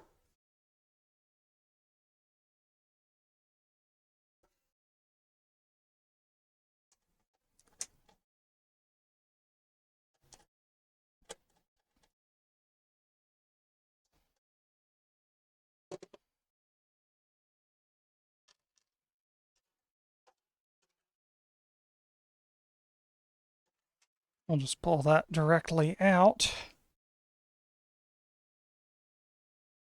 All right. I'm going to have to swap the backing plates. This one doesn't have its backing plate or its mounts. But that's okay, because we can take them off of this one. Wonder what went wrong with this one. I'm going to have to look it over and see if I can find out what.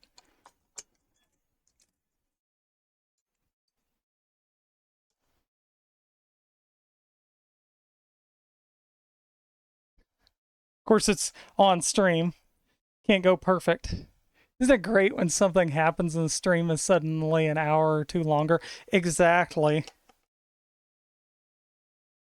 Well, and the worst part of it is that like in a normal situation, like with these, if these were all new parts, or verified used parts, like I had already tested them anew, which would defeat the whole purpose of the stream. Then it would be like, oh yeah, see, it's easy. And then somebody runs into this problem, and then they're like, what the hell do I do here? How do I know if what's bad? Then this will kind of show it. Because the trying it with only one RAM stick, trying it with only one RAM stick with the other stick, trying a different processor, trying a this, trying a that, help you pinpoint if it's a DOA motherboard.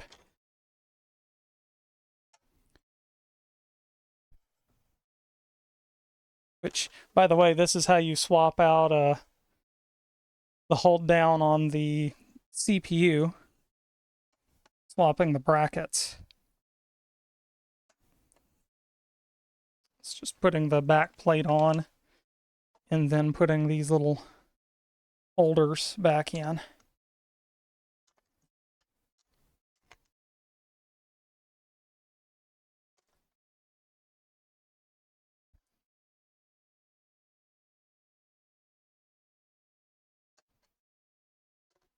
And different things have different mounts. So like water cooler blocks, AIO water coolers, stuff like the Hyper 212 Evo air coolers, things like that. A lot of times they have their own mounting systems. Sometimes they actually don't. And they use the stock one, and you can actually use the stock bottom plate with whatever top end they give you. A lot of the cheap Chinese AIOs are like that, where they give you an optional back plate, but you can actually just use the stock one if you like it more.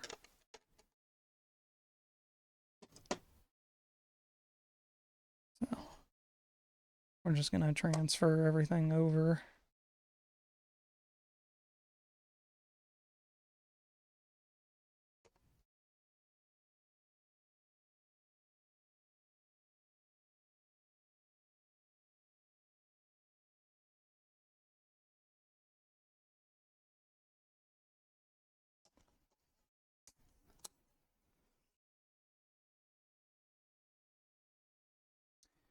All right.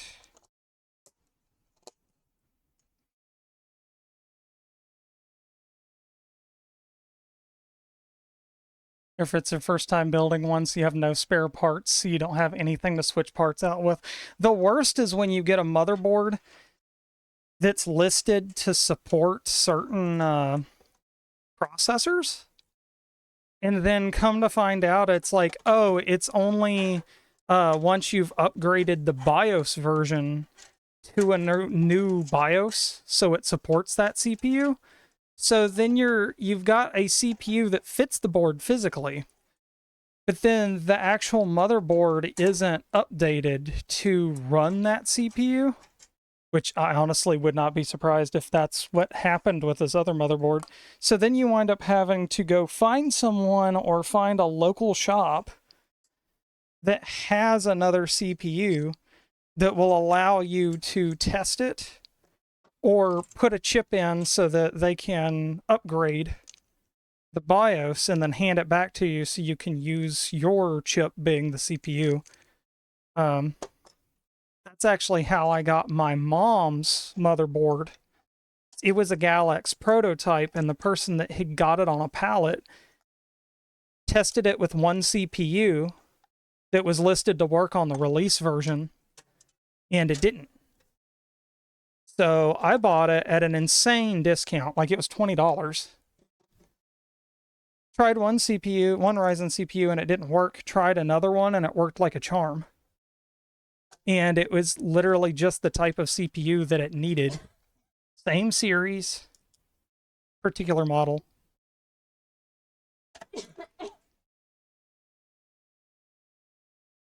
Never updated the BIOS in my life.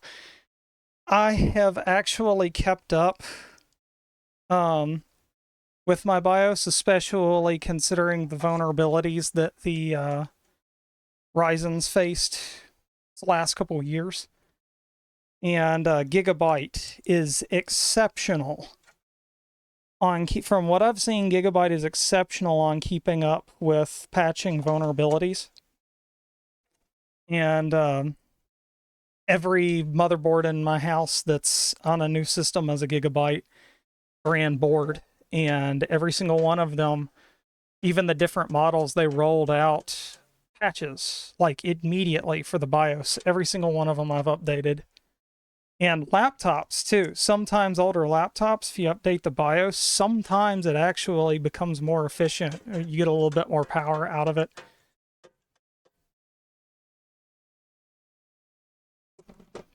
And it helps also. Now, sometimes you don't want to update the BIOS because depending, they can actually remove compatibility for certain CPU chips. So that's why they always say if your stuff works right now as is, don't touch your BIOS. That's what they're talking about. But if you've got a good company, you can look and sometimes it'll be like, oh yeah, no, we clearly removed support for this to support that. And then you can make a logic call on that. But you know, you got to go to the site to get the file anyway.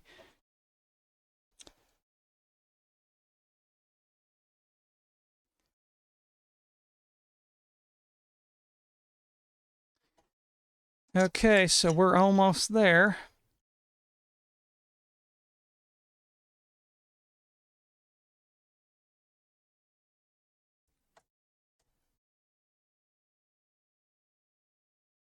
We're getting there. I'm going to plug the power switch in only, just to save some grief.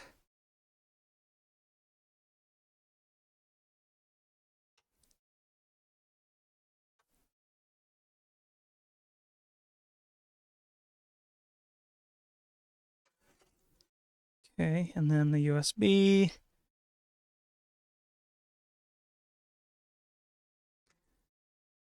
HD audio.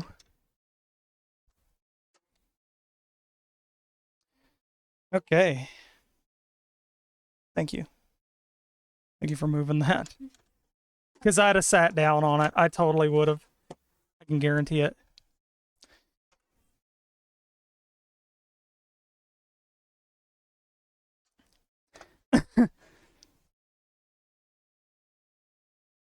Okay. See what happens.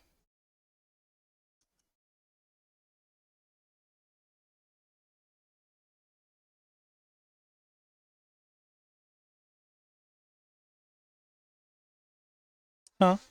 Oh, there it goes. Yeah, we were looking at a bad motherboard. Either that or a motherboard that's not BIOS updated. No, it's fine. So yeah, we were looking at a bad motherboard or a unupdated BIOS. One of the two, because it's showing now.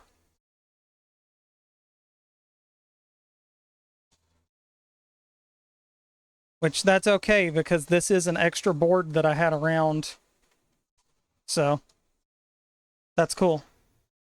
That'll work. So now that I know that, I'm going to put the RAM back in that I had in there, the Corsair.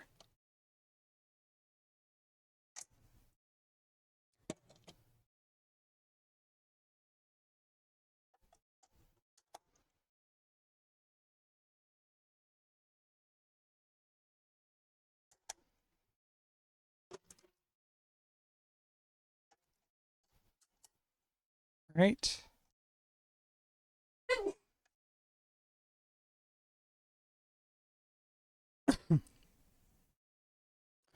We're also going to screw that GPU back in place.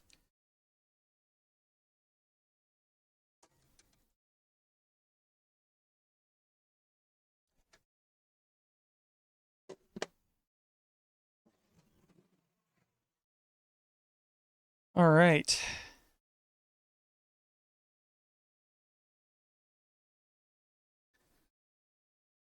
So now we're going to do like we meant to do, and that is plug the mouse and keyboard in, and we're going to set our BIOS defaults and then go in with Windows finally. So if this ever happens to you, you need to return your motherboard. If you've reached that spot of no return, like I did, and don't have another motherboard laying around, because obviously, why the hell would you? Then that's probably what that is. You need to get another motherboard. Which it's really shitty because that happened very commonly a lot, like around 2013. People were getting DOA boards like all the time.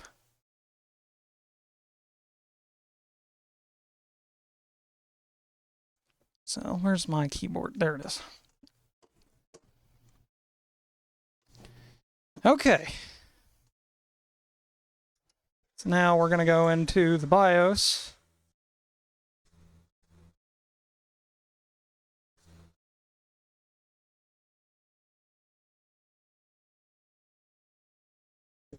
There we go.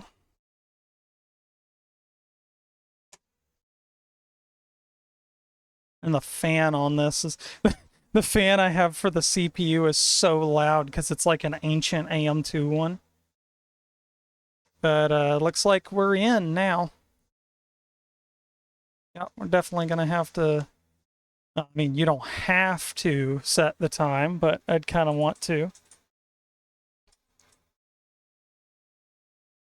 2525. Oh, and this keyboard is really hard to work with.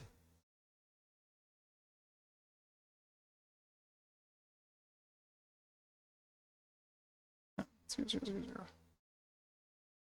20, 25. 2, 2, 5. There we go. System time.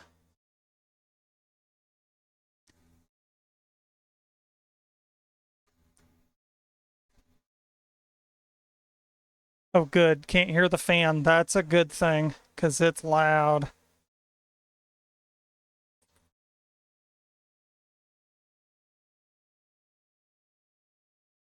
$1,200.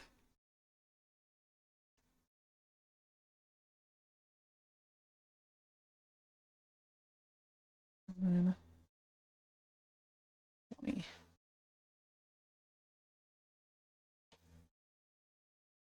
20, 26. There we go. All right, cool.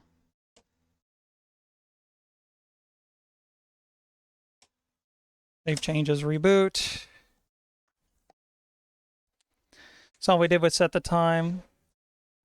And now I'm going to take my thumb drive and put it in.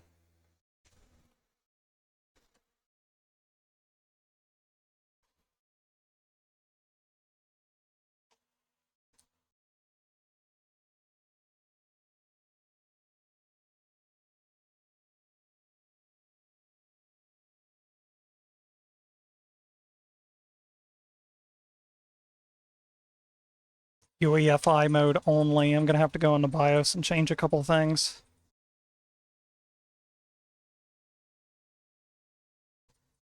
I've run into that before. Since this is an older board, you have to set it to boot a specific way or else it won't let you use shit. Because we've gotten so far now, some things just don't like to work right.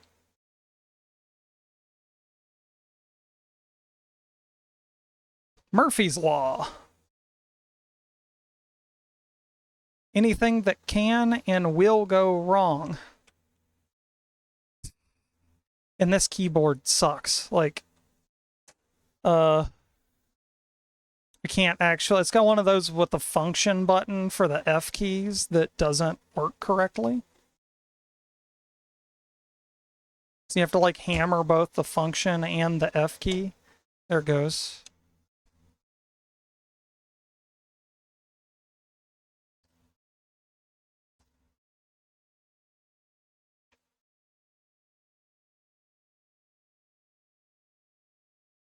I forget where this is. Oh, hey, yeah, good keyboard. Just a moment. Let's see if I can make it do UEFI. Yeah, this has a click BIOS, so I can use a mouse on it.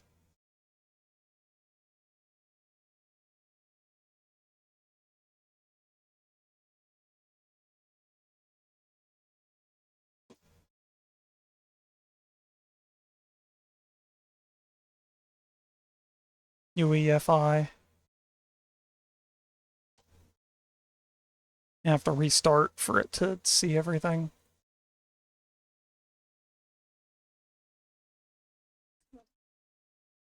It's about to restart, so just give me a second.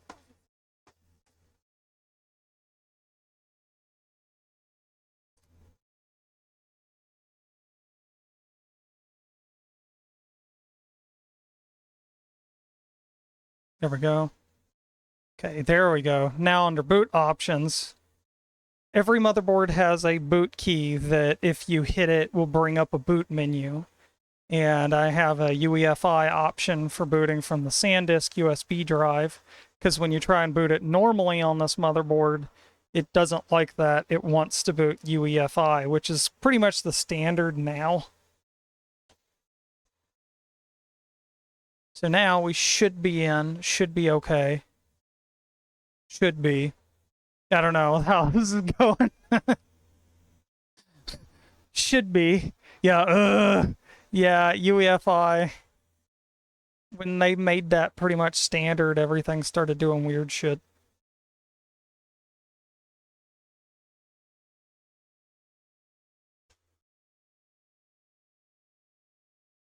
So it looks like it's reading from the USB now.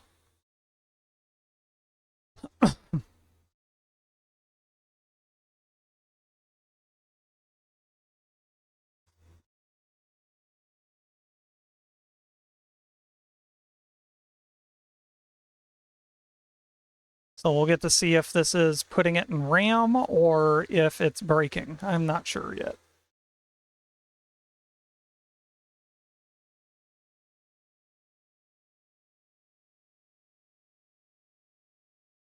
There it goes. Setup is starting. So it was loading the RAM. Yeah, I just sat there on the BIOS screen with the light flashing on the USB drive. So I knew the USB drive was loading. So now we just wait for it to come up. Here we go. Now we're going.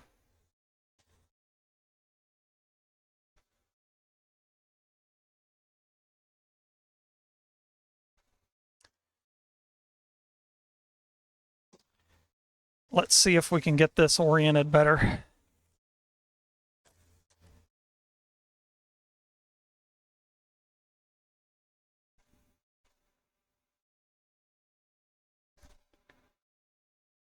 I have no idea if I can get this dialed in, but I'm going to try.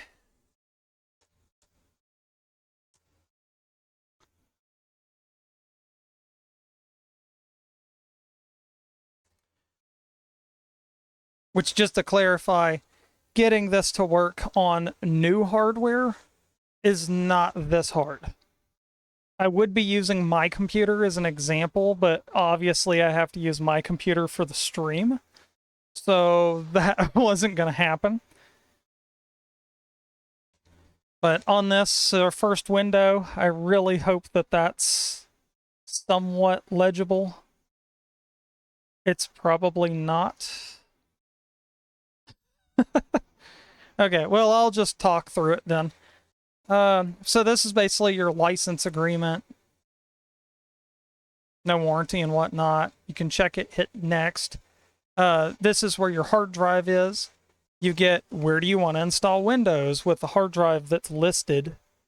And you have a bunch of other options like refresh, delete, format, load driver, all that good stuff. So if it shows up as a partition, even if you formatted it or whatever, just stuck it in there, you're going to wipe the whole thing and use it for Windows. You go down to delete, hit OK. And now it's unallocated space is what it says. So we have 150 gigs of unallocated space on this hard drive. Drive 0 is what it says. Basically, just click on it to select it and hit next. And now it's the waiting game. Basically says installing Windows, and it has a bunch of stuff listed out. Calculating splines. It's a Sims joke, but anyway, it says copying Windows files, getting files ready for installation, installing features and whatnot. When you first install ReviOS, especially this older one, do not have the computer hooked up to the internet. Because if you do, it's going to install the latest update of Windows 10 with Copilot on it. And none of us like Copilot. Copilot is like a severe privacy and security issue. So this is the way to do it. You do not connect a Ethernet cable to this bastard until everything's installed. Another thing too, if you have a new motherboard, it used to, Windows 10 used to, which I think this version does. If you have a new motherboard that hasn't been used, its specific MAC address will actually self-activate Windows 10, because there was a span of time in there when you bought a new board, it actually showed the system, hey, I'm a new board and my code's correct. So when you connected it to the internet, it would automatically activate Windows. Now, I don't know if that's still a thing. It did it for my B450M DS3H gigabyte motherboard back in 2019. Now you may have to use an alternative activation method. I'm not sure, but there's plenty of those out there. And plus, you don't technically have to activate Windows. You can use it as is. It just won't let you like change the background and some specific customization options.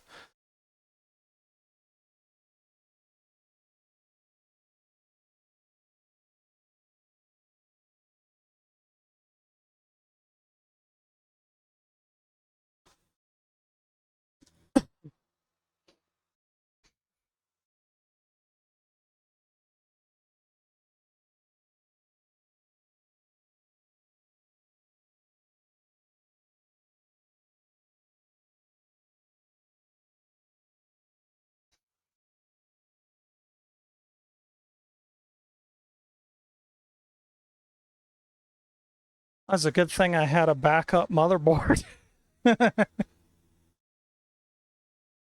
I wonder if the other one isn't updated and that's why it didn't work with those processors.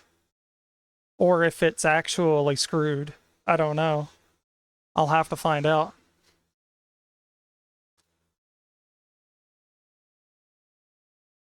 Because it's got solid caps on it. They're not electrolytic, so yeah, Midnight's gonna look over all the components and see if she sees anything odd.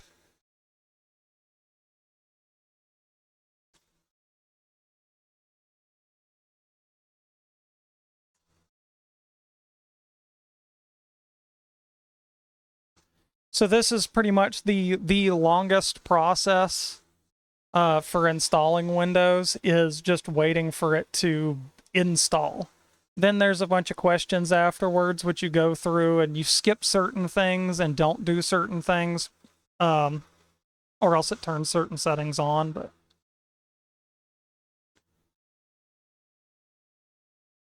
on older boards like this, you may have to install drivers. Like, for instance, this one, I think the USB 3.0 port driver and like the chipset and a couple other things. But like on newer boards, a lot of times it's really not that much because Windows 10 kind of auto recognizes a lot of stuff. But I would highly advise still going to the manufacturer's website or using like a CD that comes with it or whatever. I don't even know if motherboards come with CDs still. They used to come with driver CDs. Now they just might give you a card and say go here to download the drivers.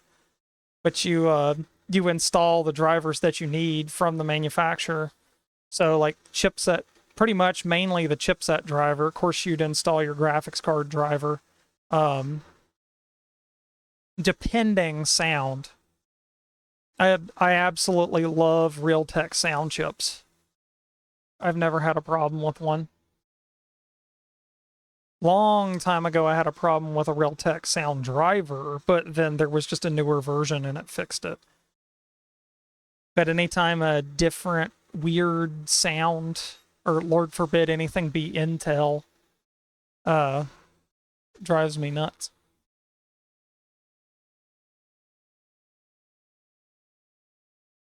What's that?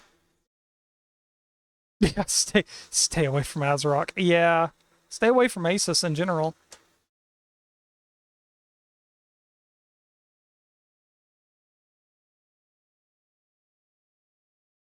Well, and I wouldn't be surprised. Those boards are older, and I didn't keep track of when each one was from. And there were a couple that were stored in less favorable conditions. So there could be that one could have like some rot or something.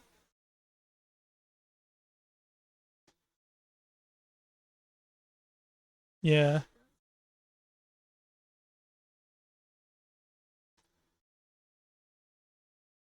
It could just be a could just be an out-of-date BIOS for all we know, or it could just be bad. Let me see.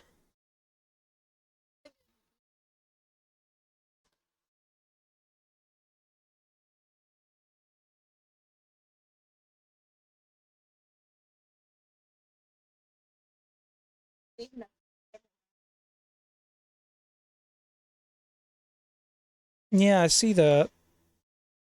I don't think it is.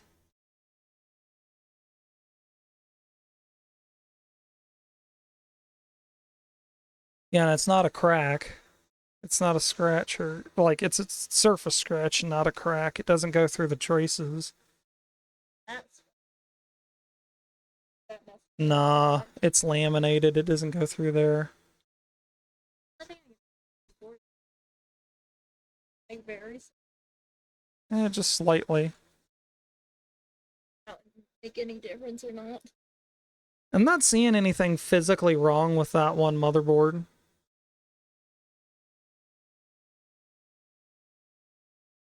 Which if I had a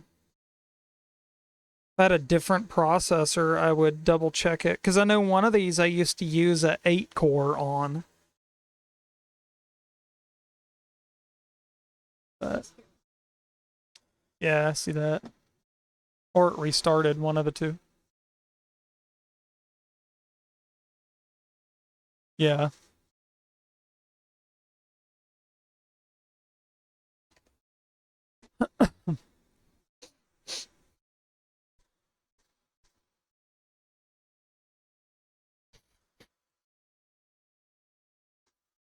There we go. And it'll come up on our BIOS screen and go into the Windows setup here in a minute. Either that or continuing to install Windows, one of the two.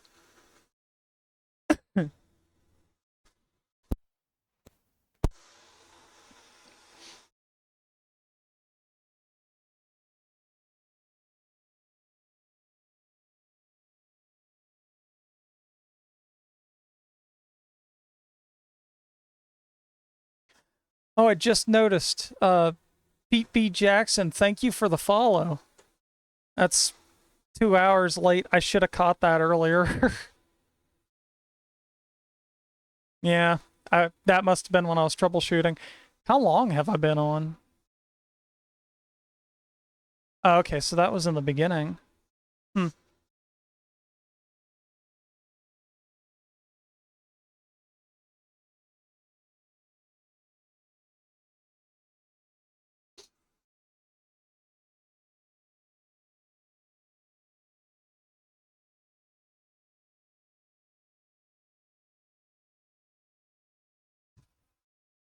So chat, what do you think? Do you think I should edit this down for when I go to put it on my YouTube channel, or do you think I need to do the whole thing in entirety with all the troubleshooting and all the hitches?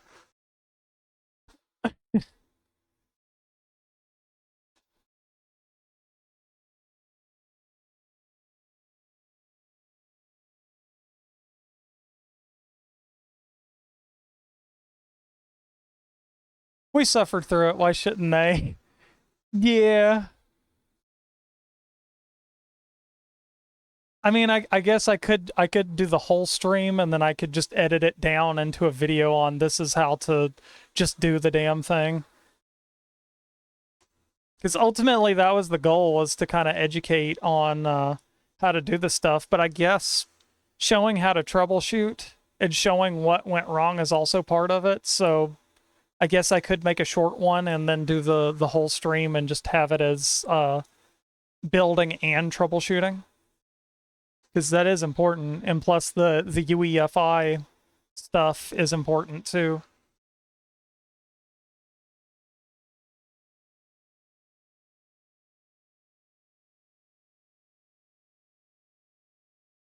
Put chapters then people can skip.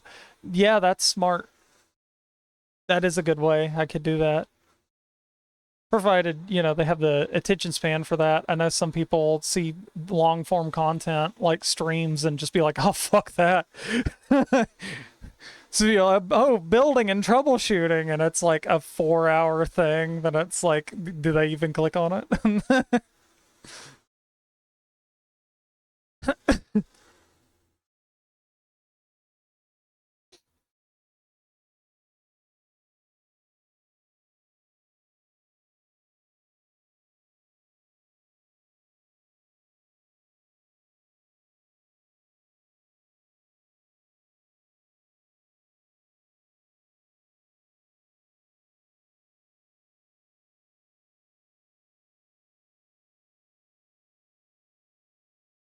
Edit it into 2 parts. First one is the build as perfect as you can get it. Basically, second one is trying to troubleshoot that issue. You know, that's probably the way to do it. Because then it's like, here's how you build it. If you run into these problems, here's how to fix it, type of deal. That's smart. So it would be 3 parts. Assembly, troubleshoot, install, Windows. Yeah, that could be it. Yeah, that's true.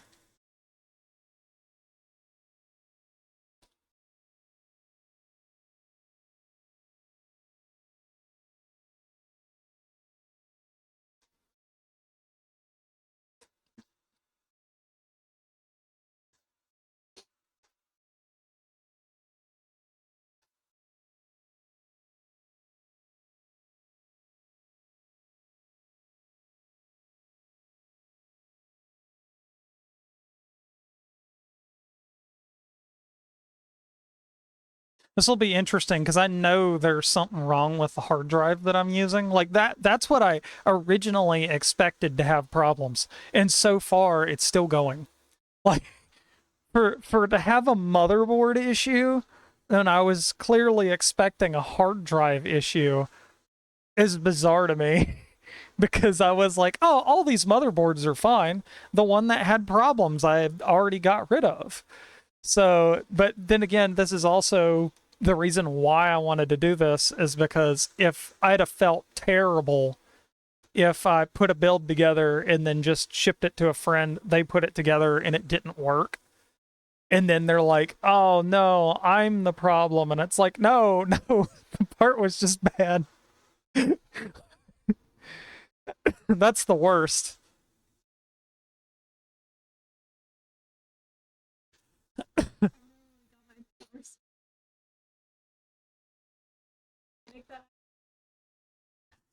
Yeah, we got a power supply, Midnight's power supply forever ago. And the problem that we were having, the motherboard didn't like the power supply. It would work with any cheap power supply except for a Corsair, because it was like too nice. It relied on ripple current. This is another one of those, my beef with Asus and ASRock. We had an ASRock board. It would literally not take any fucking power supply that was actually built good. It relied on an inefficient ripple current to actually turn on. So you would get like a quarter of a power cycle, and then it would just sit there and loop. It wouldn't actually let it go past the VRM correctly.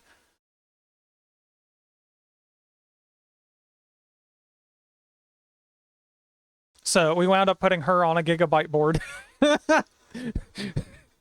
It's an actual Taiwan market gigabyte board too.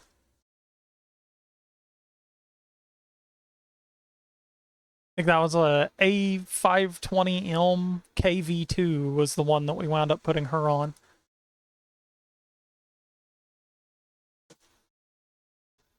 Yeah, that was yours. A520M KV2.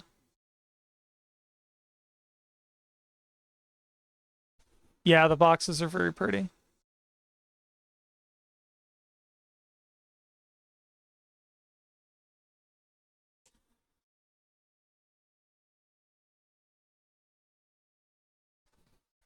Had that too. I RMA'd it, and Corsair sent me a different power supply, which turned on exactly once and never again.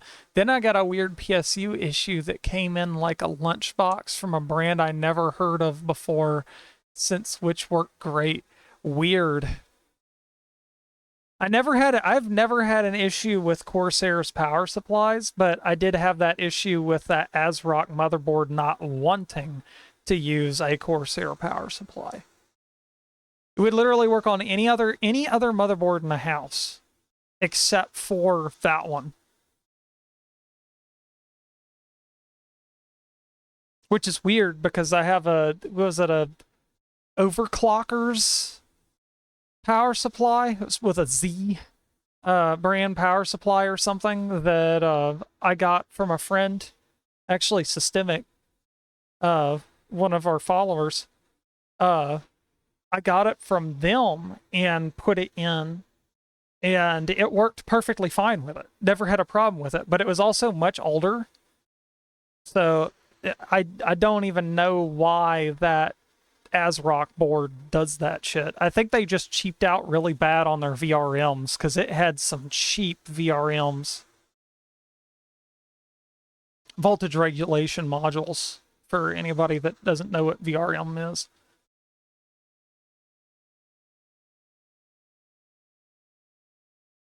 Or groups of MOSFETs, depending on what type of board you're using, is the VRMs.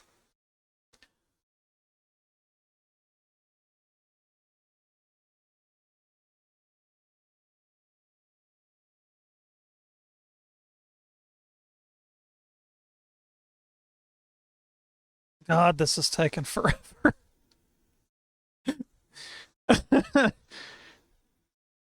Man, Linux Mit's gonna look like a speed run compared to this.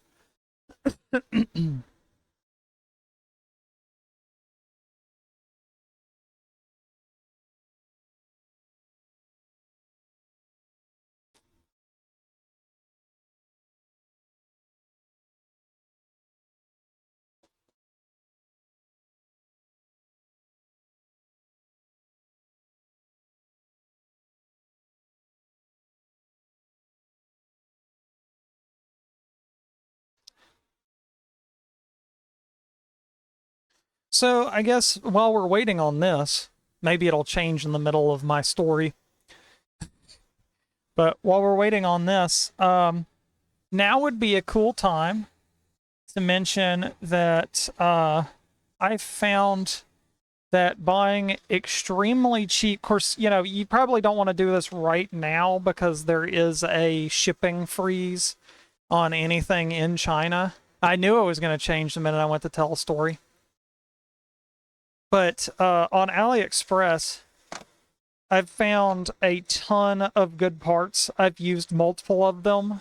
All of them are good. And that is for SSDs, if you're doing an onboard M.2, no shit, Puskil, or Puskil, depending on how you want to say it, Puskil, onboard solid-state drives are awesome.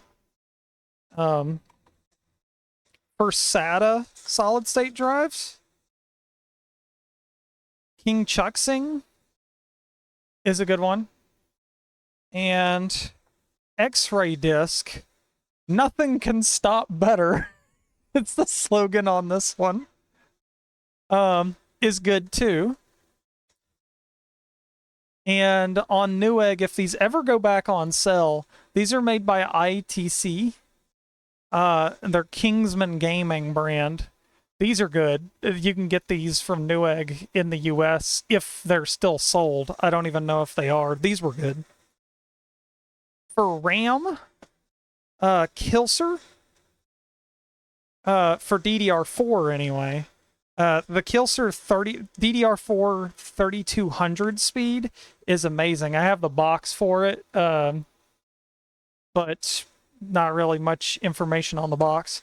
But those are good, and I'm pretty sure they're identical. They use the same exact brand chips as what's on G-Skill RAM at like half or quarter of the price. There's also this Machinist, even this Assist Esports gaming package, 3200 speed as well, DDR4. This stuff, like putting it together with the Kilser, going in the BIOS, you can make both of these work together. Same exact speed. I'm pretty sure they use the same exact chips.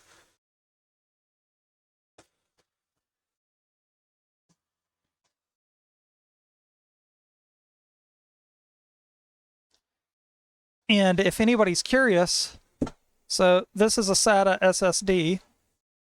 They're in these little plastic cases or sometimes in metal ones. You can check if you're ever curious about the quality of a SSD that you've gotten that's Chinese or anywhere on a market. The actual chip for the SSD is like up here above this spot. If you go on the side of the panel, you can take a spudger or a wedge and you can go around the outside of the case like this. And you can actually take the plastic cover off the drive and expose the chip itself. Now, what's cool about this is that you can see right here is the storage controller chip. And over here is the actual, like, memory on the disk. So, like, the actual SSD itself, the data storage. On this one, the data storage chip is a SK Hynix, and the controller itself is actually a Realtek controller. And if you know somebody that's outfitted with a full soldering lab and can put extra chips on boards, you could technically, since this already has solder balls in it, you could technically order another one of these part number SK Hynix chips and put it over there and expand the capacity of this. But main thing is, if you ever get an SSD from China, you can actually pop it open and check those. So this has a Realtek like storage chip and then a SK Hynix memory chip on it. Storage controller, Realtek storage controller, SK Hynix memory. And you can just pop them back together too. But this one I actually ordered from Newegg a long time ago. This has my Linux on it. And all the other ones I opened up, and I actually have a text file with, I kept up with what brand used what chips. And ironically, I obtained this from within the United States. The other drives being the X-ray disc and the King Chuxing, these two. Out of all of these, the X-ray disc actually had the better brand stuff in it. This one had some good brands in it, but this one actually had the best brands. And then out of all of them, this one took the cake. We installed this one on a friend's computer. It rocked. But of course, it's a M.2 onboard SSD, so it's like a whole other ballgame.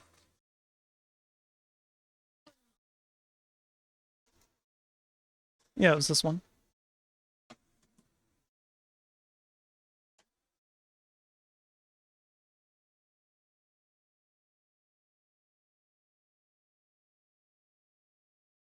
Yeah.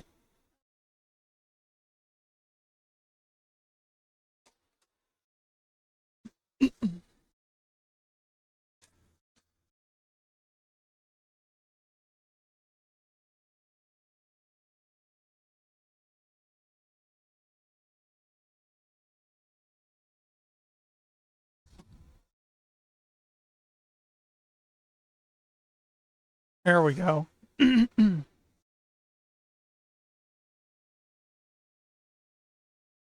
Now it's coming. Is it coming?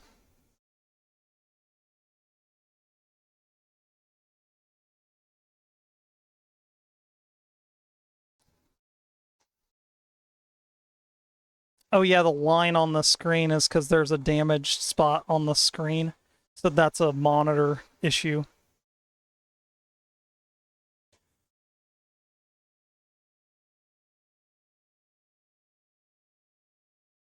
This is literally the smallest little kick around monitor that I could just set up here for recording.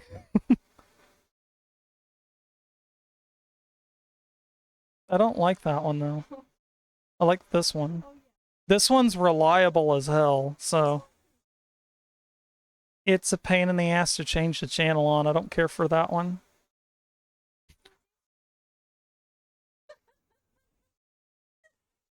Okay, here we go. So we get to the region selection where it shows you, you know, what country do you want. So in the US, I'll hit yes. And then keyboard layout, you can actually add more keyboard layouts later, but we'll hit US and hit skip on adding a second keyboard layout.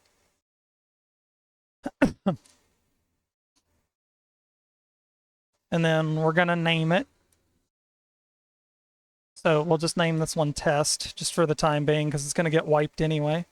You can do a password. If not, just hit next. You can skip the password. Passwords on Windows are kind of useless. The only time they come in handy is if you're doing like a remote desktop connection on the network. Then they come in handy. Okay, so it does the whole do you want Cortana thing. You can hit not now and it will actually not do all of the crazy shit.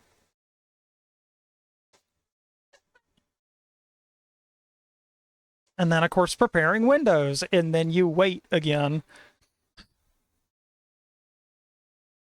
Yeah, doxing myself. You know, I live in the United States.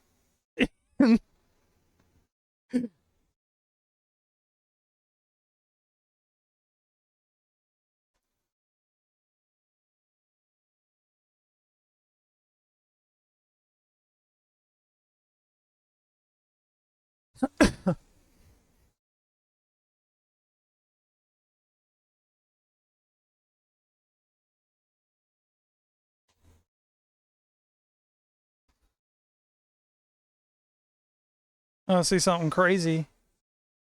Right back here.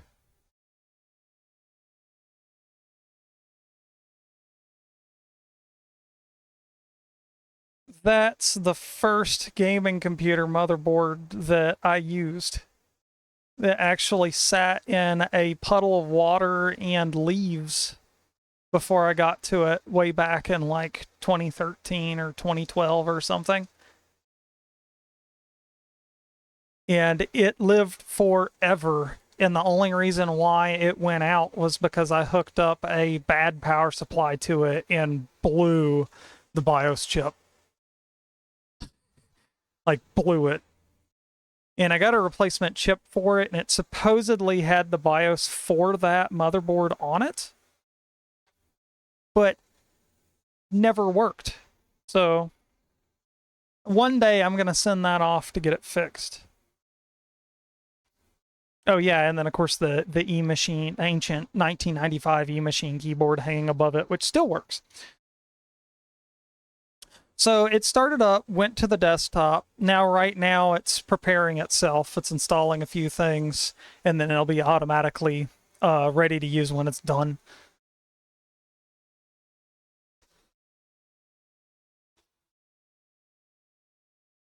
Which, this is a ReviOS thing. It comes with Brave, so it installs a web browser for you that it comes with, so that you can do whatever you need to. Ancient 1995. Me born, that's... Well, there's a difference between technology advances so much faster than we do.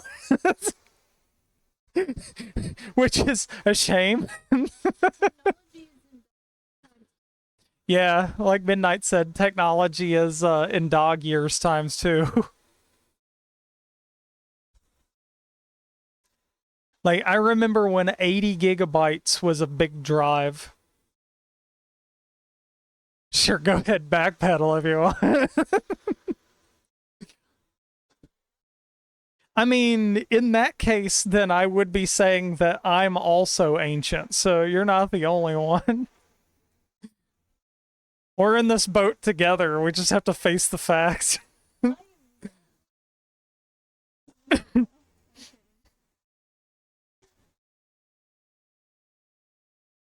So here it's changed some UWP core apps, configured the power plan, configuring boot settings, installed the Brave browser, installed new revision tool, which is nice because they give you patches for vulnerabilities, and it's configuring Windows settings and then just basically setting it up.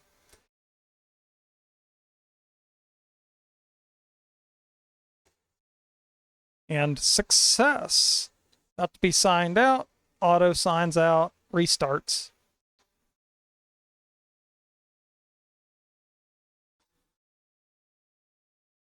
Granted, I'm recovering from back injury and sciatica, so you might have a point. Yeah.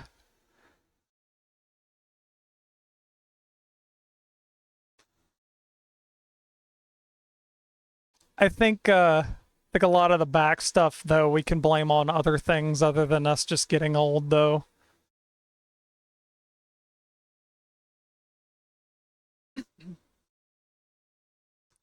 What was that one thing that was always uh how can you spot, like especially in Japan, how can you spot the American out of a group when they're working? If they're leaning. Because we've been programmed while we're working to lean on things because we're not allowed to sit down. So that's how you can pick the American out of the group of people, is which person is leaning on everything.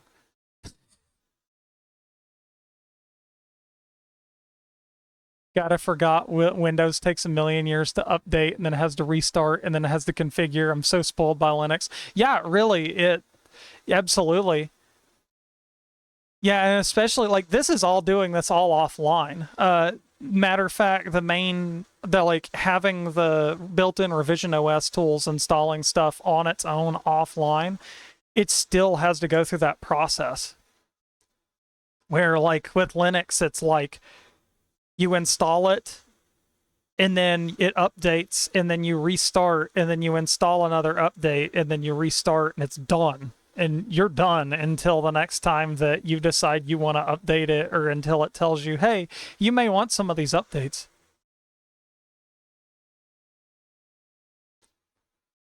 That, and I absolutely love the fact that you can check the box for just installing multimedia plugins right out of the gate. Or not plugins, codecs right out of the gate. Although I did grab up the offline installs of those codecs because I had to use them on our Storm computer, but then also so that I have them forever because, good lord, could you imagine if anything happened and, like, you didn't have access to those? Yeah, you technically don't even have to restart when you update Linux. That's true.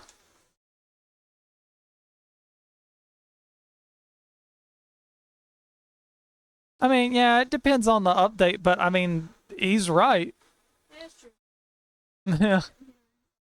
I mean, unless it's a massive kernel update, and then you're probably, by that point, you're probably already installing the newer version anyhow.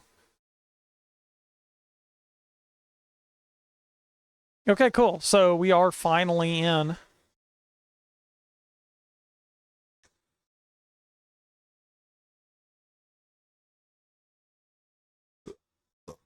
Now I have to be real patient because this drive is probably not that good. There we go. I'm also working with a conventional hard drive, so it is definitely not going to be snappy.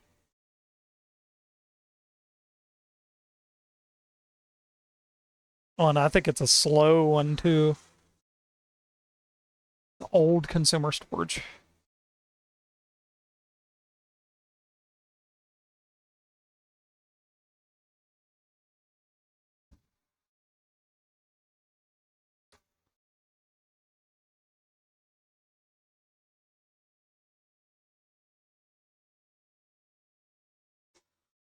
So yeah, we should be able to see our specs here in a minute.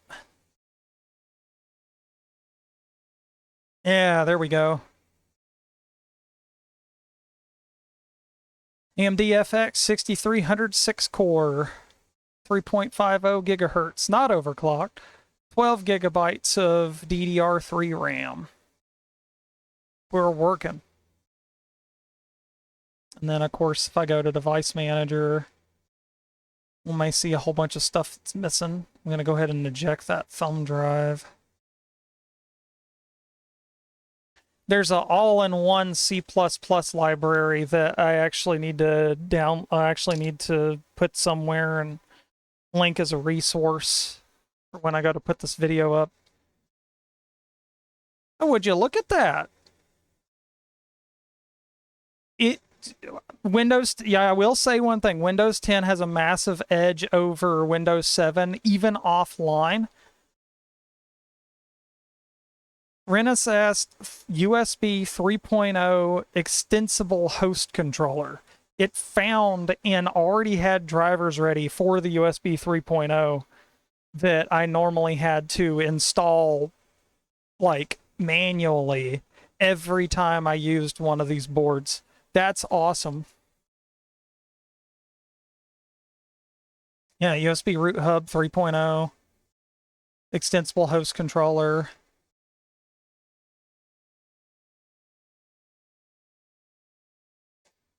It didn't see the Realtek, so I could technically install a Realtek driver. It sees the FX.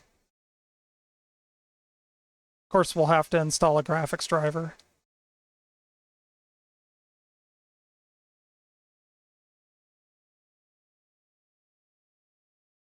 Yeah, and we'll have to install a chipset. So chipset and graphics driver and a Realtek driver. That's not bad. That's actually pretty normal for a new board, too. So yeah, okay, cool. So you have this revision tool over here. I can't stand this. The user account control, UAC settings.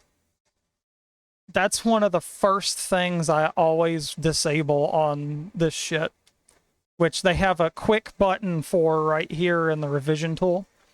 You can turn Windows Defender on and off here, which I actually like to use Windows Defender on my revision OS. You can turn user account control off, which of course requires you to restart your computer, because why not, Windows? And then Spectre and Meltdown mitigations, which have security patches. I always turn those on. This is inside of a security tab on the left if you can't see this, because it's going to be kind of weird on camera. Let's see. We'll turn Defender on. Yep. Sounds good to me. Usability. You can actually completely turn Windows notifications on and off through here. You can disable the caps lock key, which is an option. I don't know why you would or if you wouldn't. Superfetch, speed up boot time and load programs faster by preloading all the necessary data into memory, being RAM. Enabling Superfetch is only recommended for hard disk drive users. We can turn that on because we're using a conventional hard disk. Memory compression, save memory by compressing unused programs running in the background. Might have a small impact on CPU usage depending on hardware. It's optional. Intel TSX, add hardware transactional memory support, which helps speed up the execution of multi-threaded software and cost of security. That's a personal choice. And full screen optimizations. This helps. It's kind of like turning on feral game mode. It helps. So I usually turn that one on. Windows Update, they are paused by default here. They are paused until 2038, January 19th. So that by default is on. So it's like you are at this level and you can manually install anything else. And that's the way I've been doing it. Hide Windows Update page completely hides it from just being able to find it real quick. If you uncheck that, it'll pop up. Drivers install from Windows updates. I keep it off because I install all my drivers manually or through the software itself.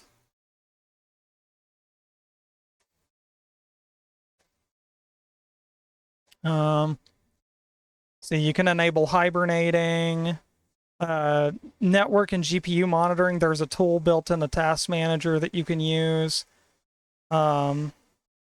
Multi-plane overlays for NVIDIA cards, and basically battery health reporting. So if you're using a laptop, you can turn this on and it'll tell you more advanced stuff about your battery. But yeah, and then I'll restart to enable all these settings, and then we'll have to wait for this hard drive. Well, we might actually see a hard drive boost because I enabled that one setting.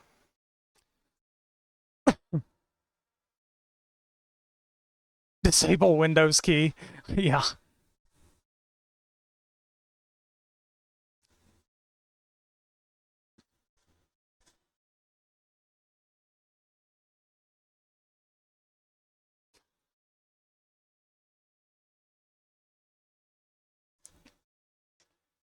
So there's, to get drivers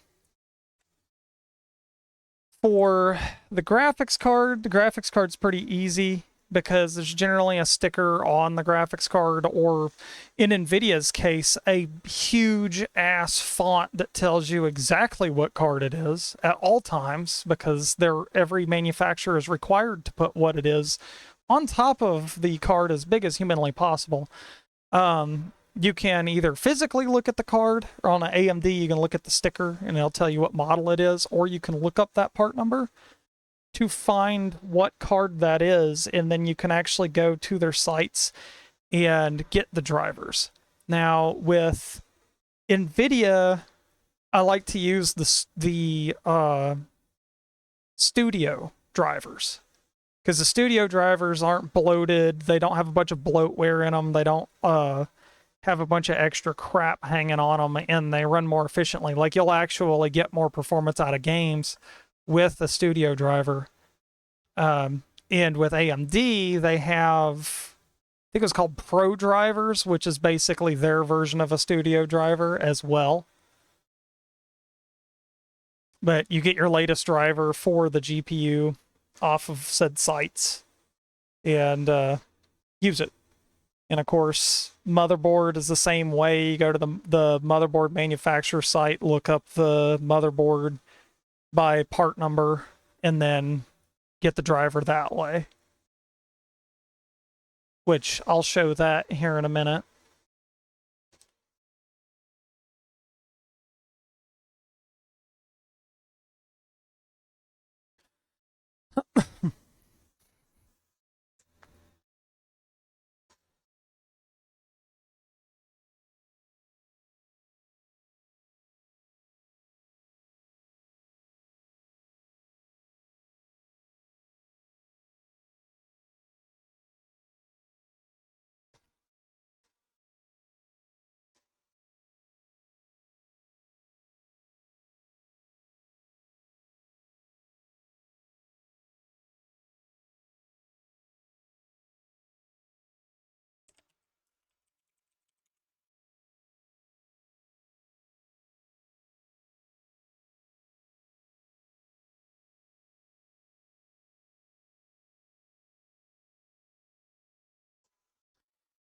So while that's taking forever loading, I'm actually going to come back over here and AMD.com, English support, download drivers.html here. And here you can go to Windows 10, 11 drivers, or you can get the Linux drivers if you want to use the ones for that for Linux, but we'll get to that later. But for Windows, you can have a auto detect thing here and just download it and do that, which I wouldn't recommend. So you scroll down and you can either type in the name of your product, or you can browse from graphics, RX, because this is a RX 550. And then that's weird. Have 5000s? They change it. Is it a Vega? No. Really? Oh, sorry. Radeon 500 RX 500 series. I hated the fact that they changed their naming scheme. RX 500, RX 550. Submit. Windows 10 64-bit, which is what we're using. And then you have Adrenaline Edition and you have the Pro Edition. The Pro Edition is going to be basically like a studio driver. It's not going to annoy the hell out of you, and it'll probably run better than the gaming one, quote unquote.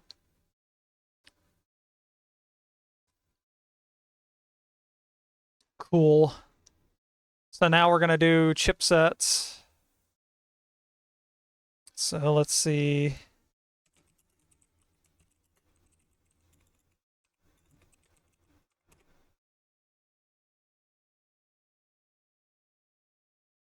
Ugh,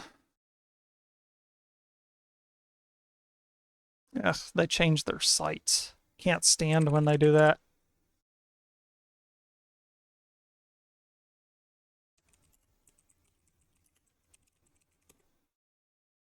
Okay.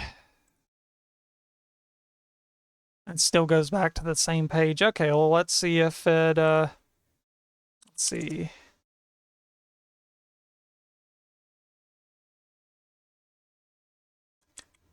Yeah, we're going to have to get it from MSI, most likely, because it's going to be too confusing.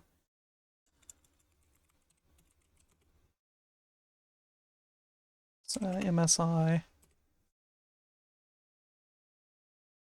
Okay, should be able to go in here. Everybody's sites are so confusing now. I remember when there just used to be a support drivers tab.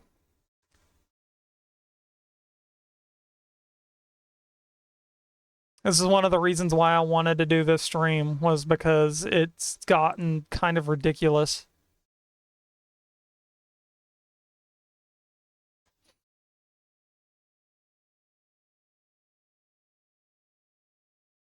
Okay, and of course all the modern stuff. B450, A520.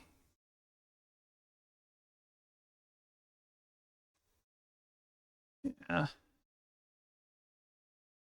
Ugh. Good lord.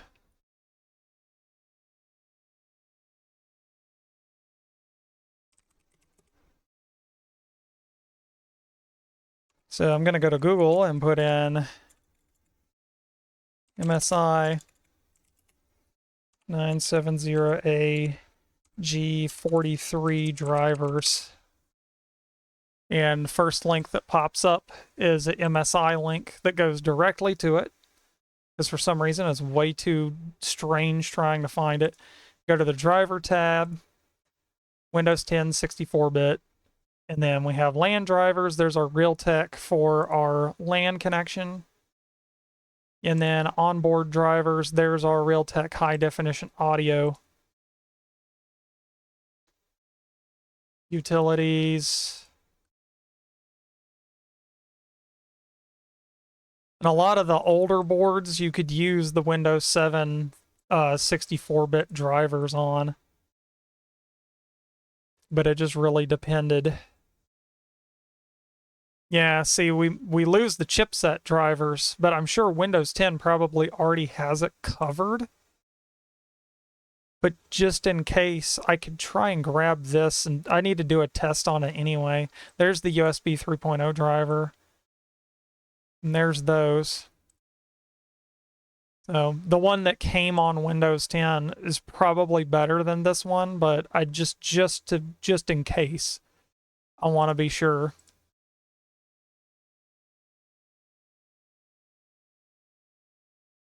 Yeah, right. Sudo pack manager -s NVIDIA utils. Yeah, seriously. Yeah, it's a Linux. It's a shell command. Absolutely.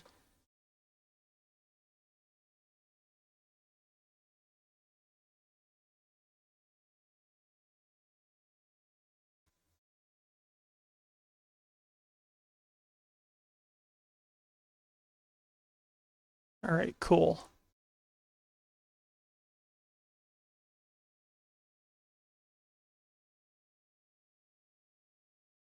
Okay. I'm going to put those on a thumb drive and take it over there. Ooh, wrong one. There we go.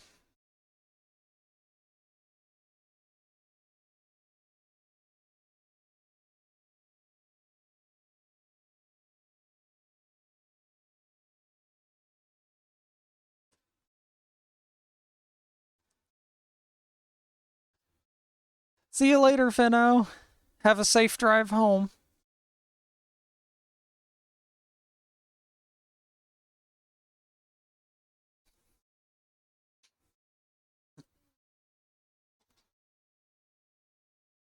Oh, you can take the keyboard back, it's fine.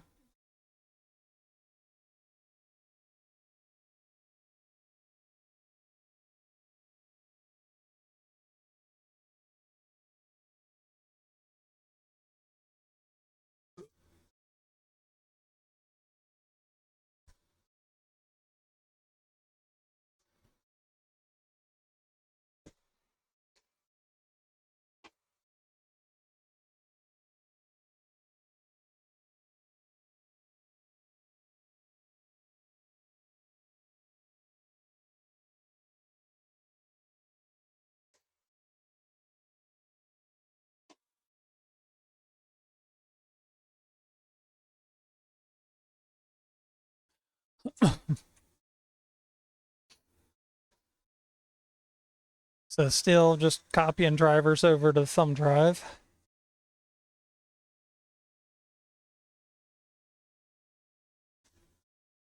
Which I think installing the AMD graphics card driver will probably actually, if I connected it to the internet, it would probably update the chipset.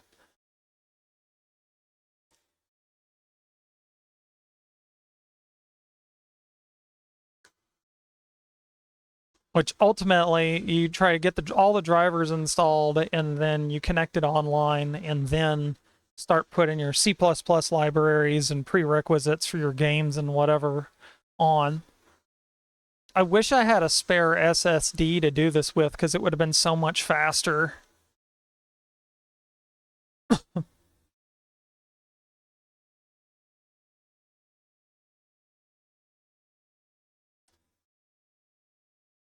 Which I do have a coffee linked on my page. So, I mean, if somebody wanted to throw money at me for an SSD to do instructionals with, that would be amazing because it would make this so much faster.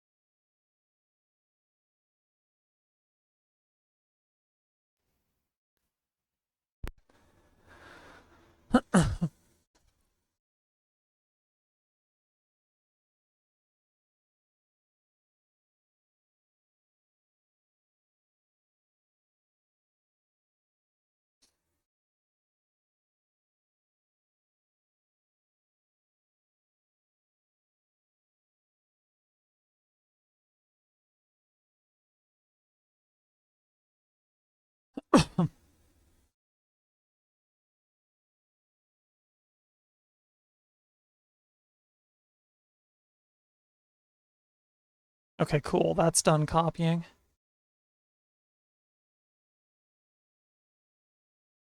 All right.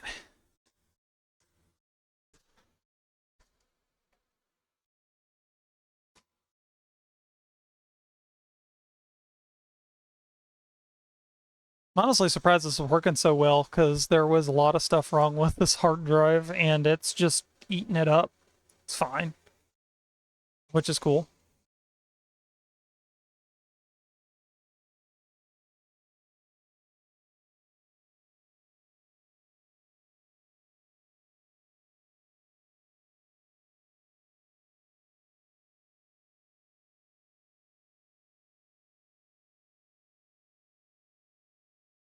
Yeah, it may be slow, but it's working. It's a trooper, that's for sure.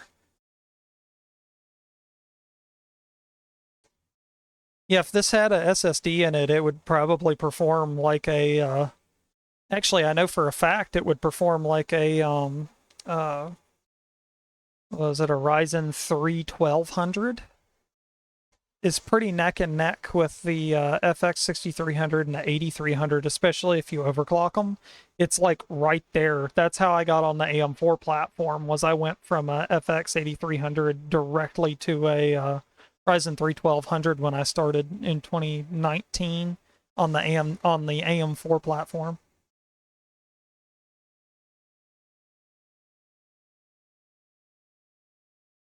That's the mother. Oh, did I not?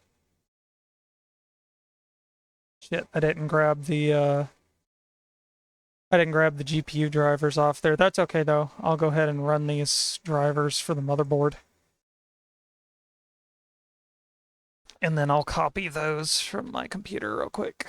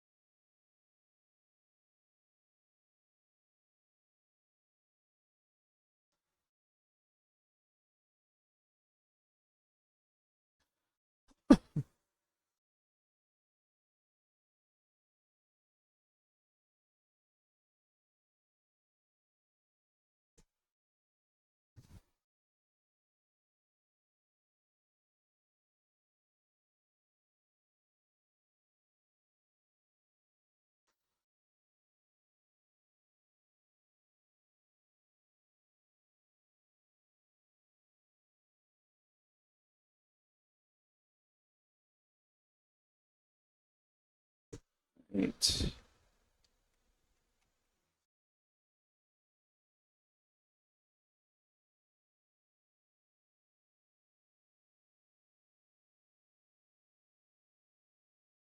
Oh yeah, I was using the 2.0 ports. 3.0 ports are so much faster.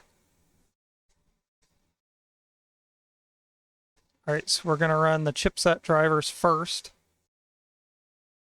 which are technically Windows 7 drivers, but they'll probably work on Windows 10 just fine.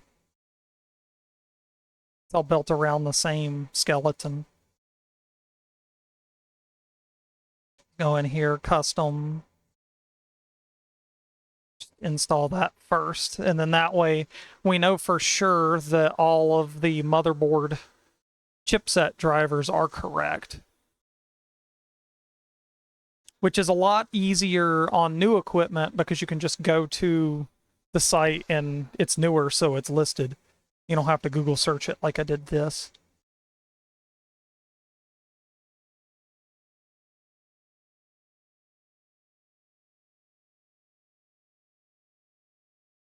And this has some built-in C++ libraries it installs with the chipset too, which is nice.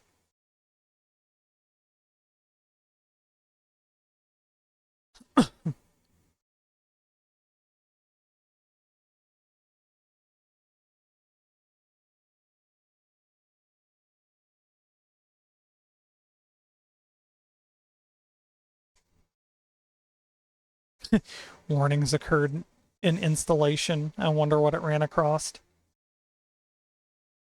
If it says hard drive sector or something, I'm gonna be like, yep, okay. Let's see.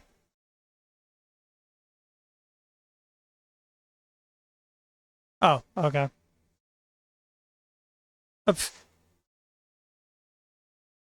I just basically said, okay, I installed for what I could, and then what was left, Windows 10 already had. Okay, that's fine. All right, and then we'll run the video card drivers here. It should be quick and easy, and then it'll restart, and that should have all the AMD drivers. And then we'll install the Realtek ones and be done.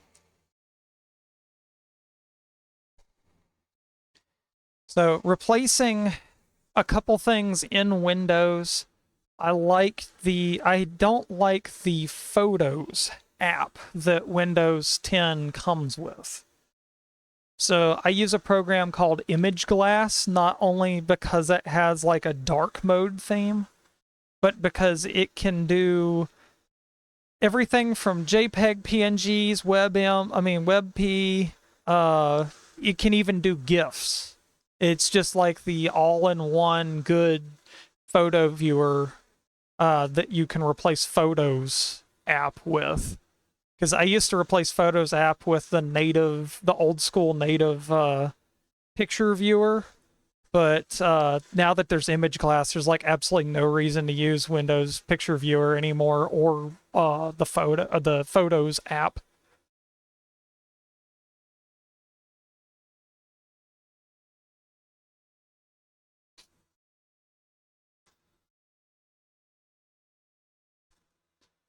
And for text editing, you can open anything that Microsoft Word can open or Microsoft Office can open. You can open with LibreOffice as well, and LibreOffice is amazing. So I use that as a text editor. Let's see, I still use GIMP for art. However, I don't like the current quote stable release. There's the beta, the 3.0.0 or whatever, release candidate 1. They have a beta that's out on their site, and that one is so much better than the current release. I don't know why they haven't released that one yet. It works perfectly fine. Okay, so we're going to do, you can do a full install, a minimal install, or a driver only install. So you can do a factory reset if you already had drivers installed, but we didn't. See, kind of vague as to what minimal and driver does. I would assume driver just literally makes it identify itself. Minimal's probably got like some interface stuff. Full install, I would guess, would probably have a bunch of extras to it. But just for the sake of it, I'm just going to do full install to see what it comes with now.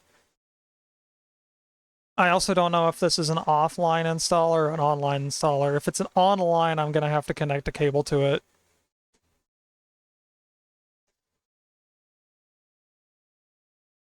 But I think it would be really cool. It would be amazing if I could do all of this offline real quick and then like have it run a source game for an example. Would be really cool.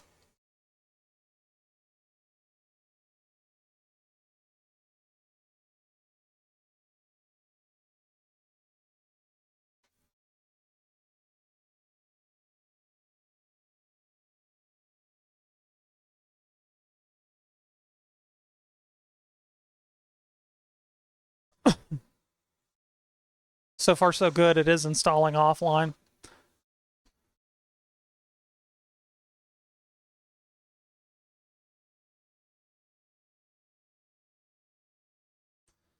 Which is honestly really cool, because I thought I was going to have to hook an Ethernet cable up to this sooner. So that's nice. Which Revision had a very big C++ library all-in-one installer that they put out with the operating system around this time that I actually have the offline files for. So that's going to be one of those things that I'll probably install next, just to have it before I try and do any games.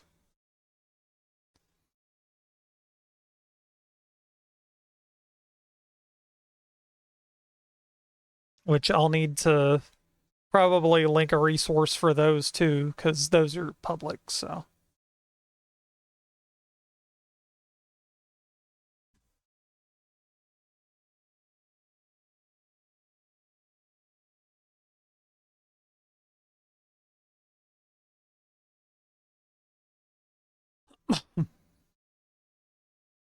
It makes things so much faster.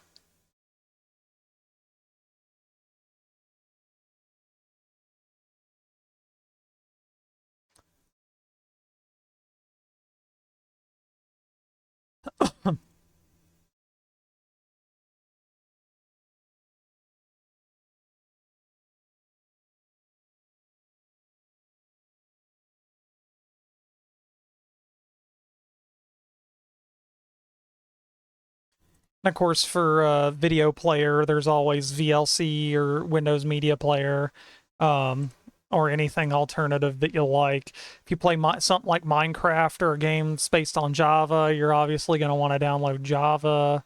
Um, that gets complicated in and of itself because I don't know where Java is right now, because it seems like every like year and a half they change how they want to do things, and it likes to break. .NET and DirectX are always good to have. Basically, if you have a Steam account, pretty much when you launch a game, it's going to install most of the things that you need anyway. So by this point, you're kind of set, except for preferences.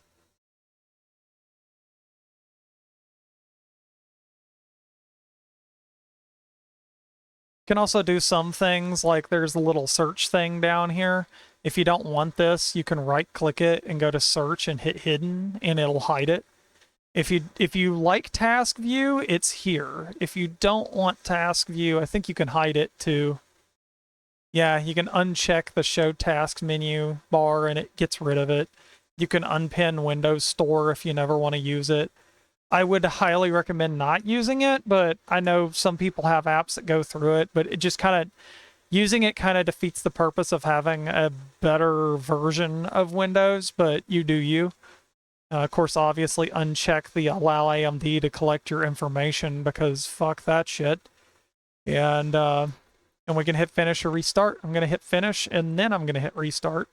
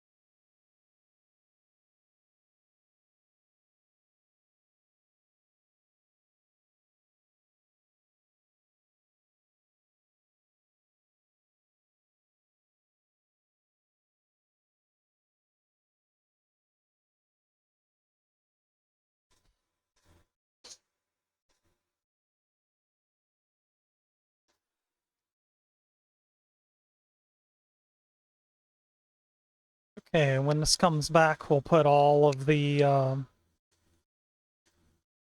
C++ libraries on there and then try and see what we need to run a quick game on here.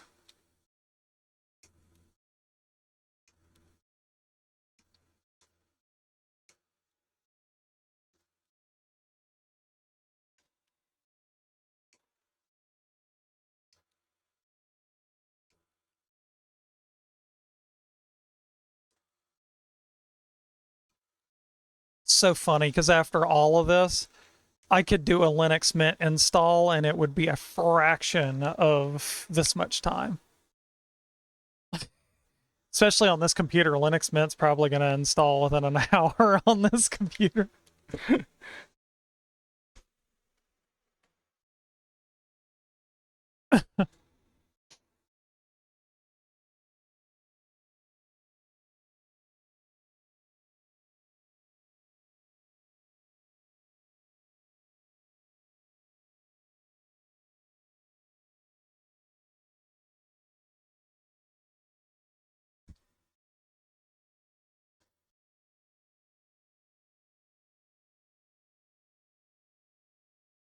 Man, this drive is slow.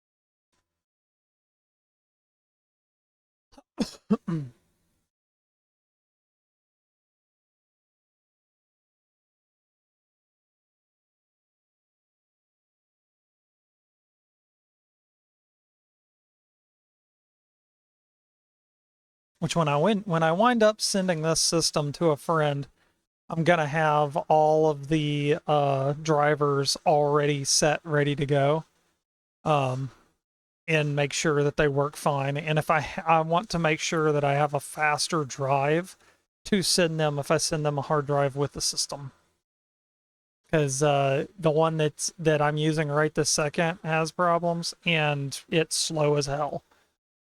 So I've probably got another one around that will work better than that one, but I don't have anything super fast to throw in there.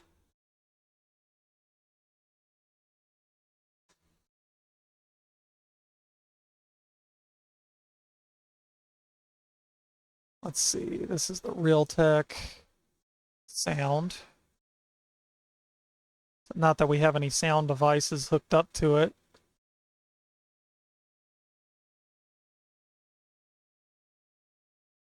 But I'm going to install it anyway.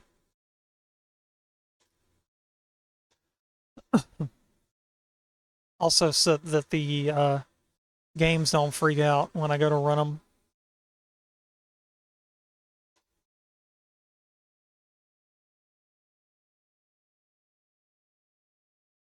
Which on all the Realtek stuff, it's literally just like, yes, install it, next, okay, good. Nothing too crazy. All the components are running nice and cool, nice and cold to the touch, so that's cool.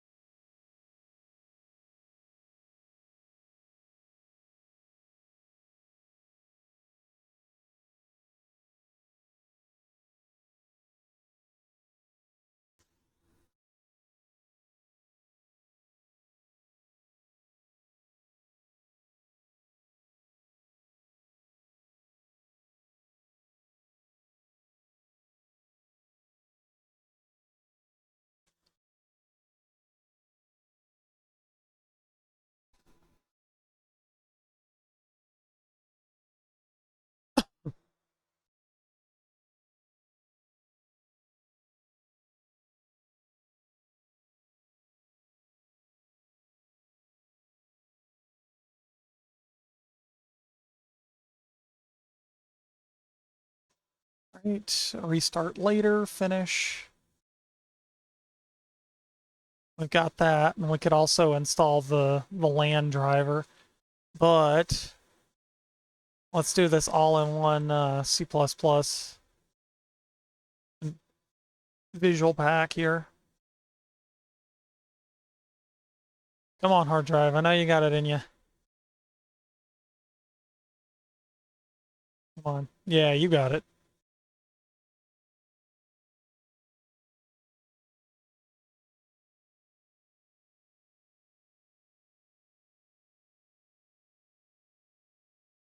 So the AMD drivers got done setting up here.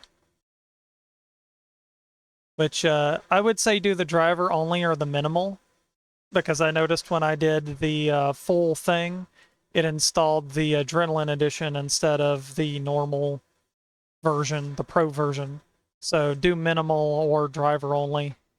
I'd try driver only first, as that catch-22 of the driver that I don't like.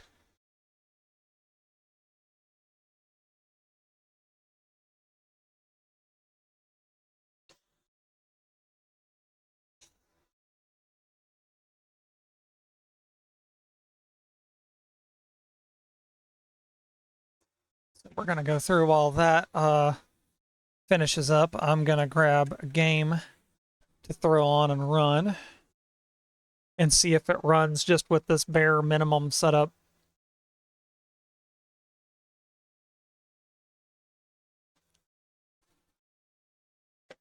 Because surely just the way that it is right now, it should be able to run, I would think, run a source game without need anything too crazy. Just right out of the box.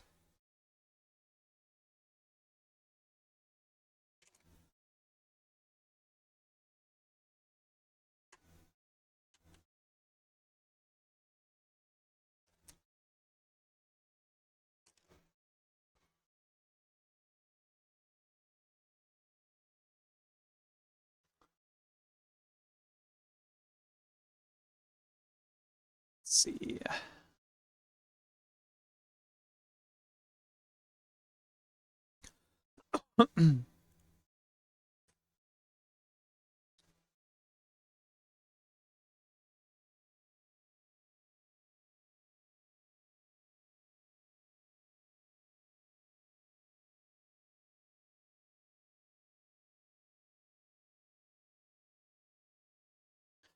Believe I have Half-Life and Half-Life 2 on my machine. I can just copy over, just for example.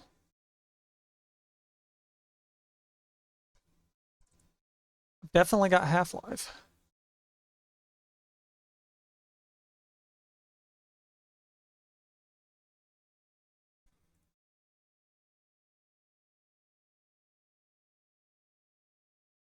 Which this RX 550, it would have no problem running something like GTA 5 for sure.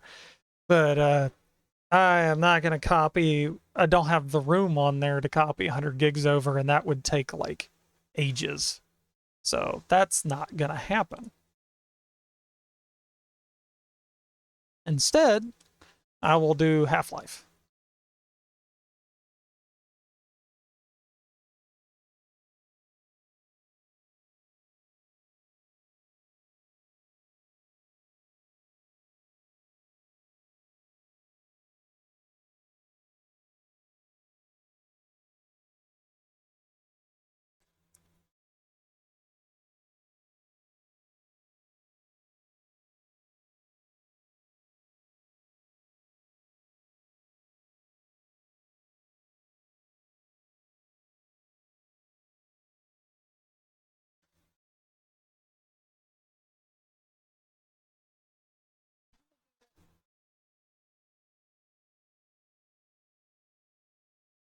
Oh, that's fine. This'll work fine.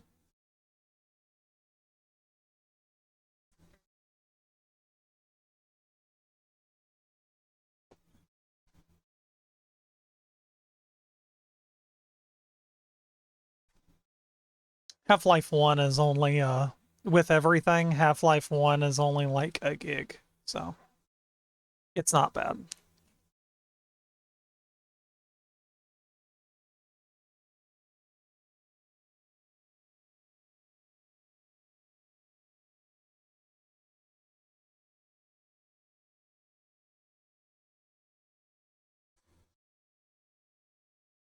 Which I'm curious with installing everything offline like this. I want to see if it'll actually play it without anything extra, because I manually installed a lot of the visual stuff. So the only thing that's missing right now, because I haven't connected it online, is DirectX and .NET. So, which depending, actually.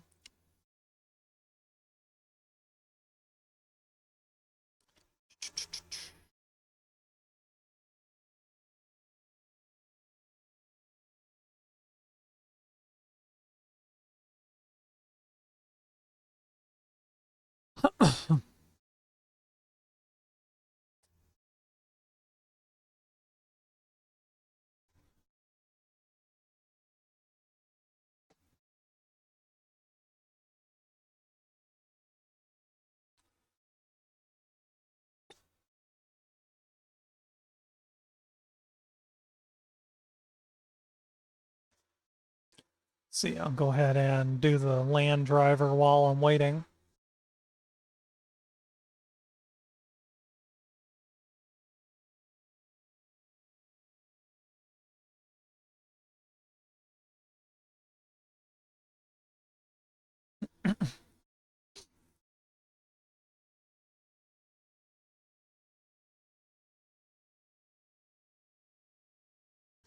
Run the setup on the LAN driver.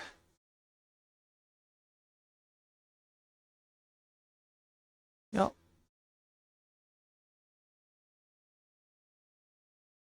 Cool.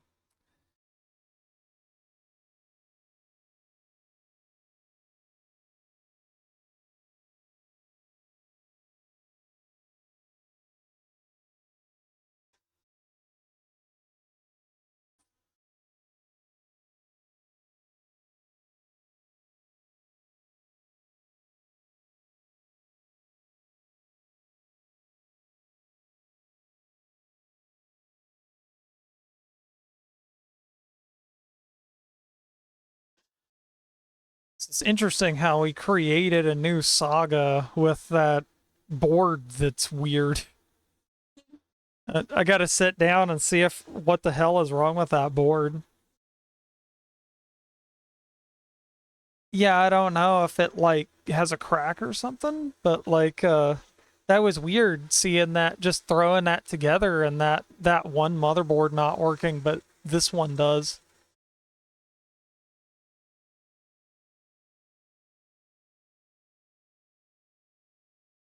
Okay, it's still gonna take a minute for all of that to copy from the other thing.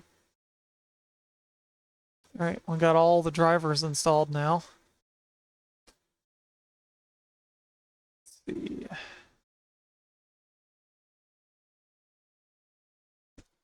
See the drivers here, they work.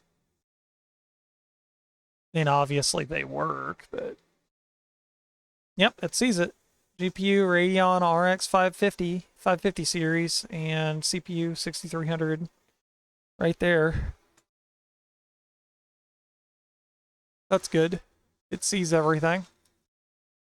And if I go to resources here, the task manager, it's just idling along real pretty. Not even 2 gigs RAM and only 2% of the CPU. Yeah. Looking good. Hydrate.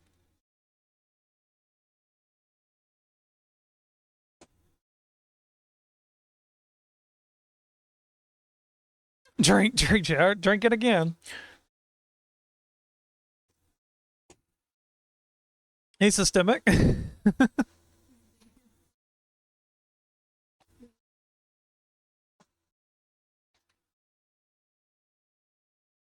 4 hours of computer tutorial.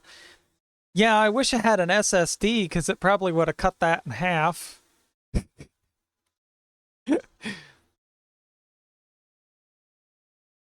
Left for a meeting and came back. I could believe it.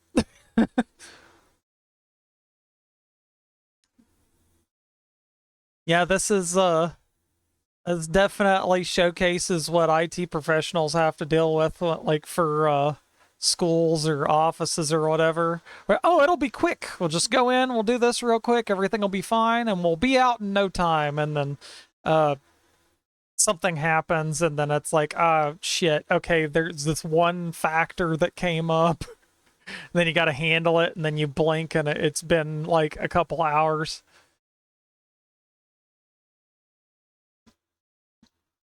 Yeah, it was crazy that motherboard not working is so weird because I could have swore that like maybe I mislabeled because there was two boards, one of them that was working fine, one of them that wouldn't work with anything. And I labeled one of them as broken and then put it out in storage for parts later, and then grabbed up one that was supposed to work and hooked it in, and it didn't work. So I either mislabeled them or those two just decided that they weren't going to work anymore, which is possible. I mean, these are old boards. Like, I think these boards were probably made in like 2013 or 2012 or something. So, I mean, they're pretty old boards.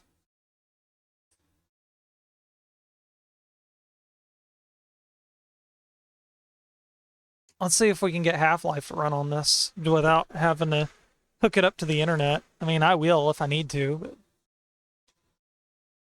be kind of cool if it just worked.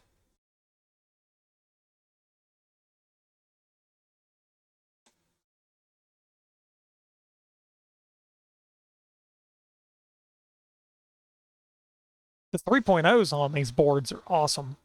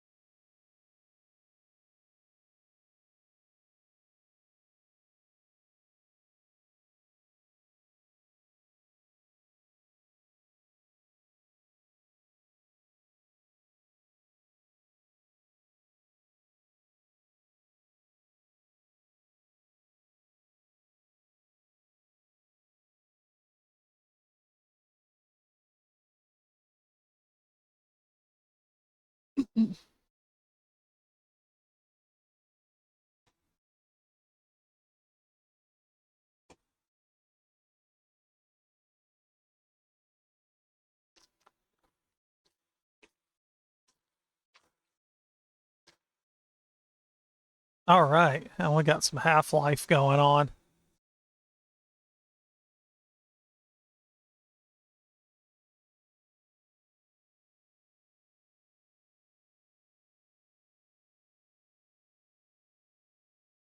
Out of the box, Half-Life. Let's go.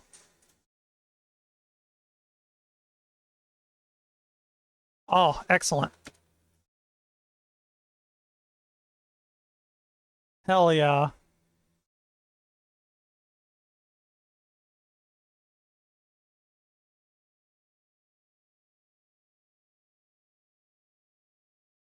Yes.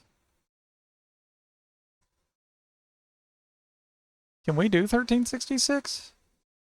Yes, we can. This monitor can do that. Widescreen, brightness, gamma, vertical sync.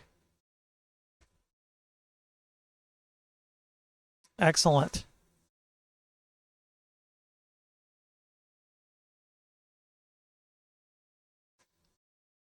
Cool. Let's see it in action here.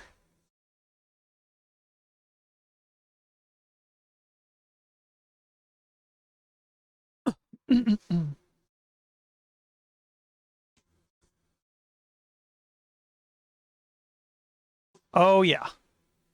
Yeah, we're cooking with gas now. On a conventional hard drive that is slow as ass, no less. Very cool. Wonder if I can,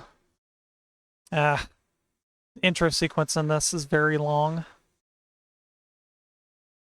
I have saves built into this one. This will be cool. Can just grab something here.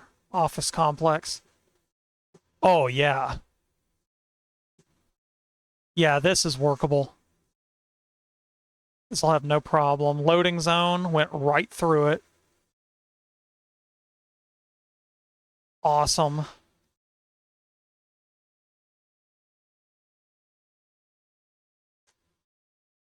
Loading zone went right through it. Perfect.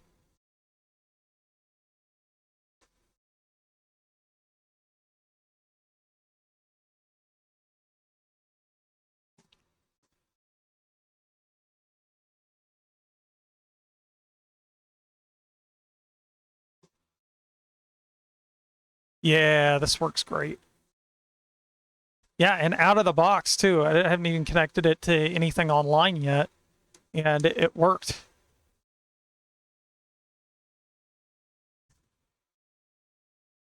Sweet. Perfect. Okay, excellent. That's damn right cheery. Hell yeah. Okay, so that was building the computer, troubleshooting, fixing the computer, installing Windows, and then installing the drivers and fixing it up with some patches and getting it ready to game on. Just straight up, it ran Half-Life out of the box. So now it'd just be the case of just installing whatever we wanted on it to be able to use it day to day and personal preference stuff. So that's perfect. And it would have been a lot faster with an SSD, but I think this gets the point across on stuff. I normally hate when things go awry like that, but I mean, that was a good show of troubleshooting. So I guess somebody probably needs to see that.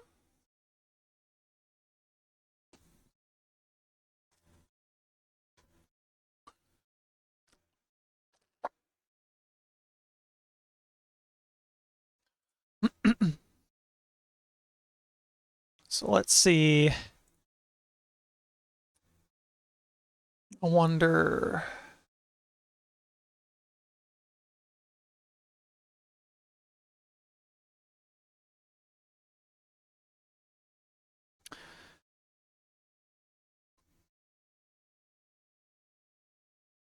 So what do you think, chat? Is now a good time to button this one up and call it a stream?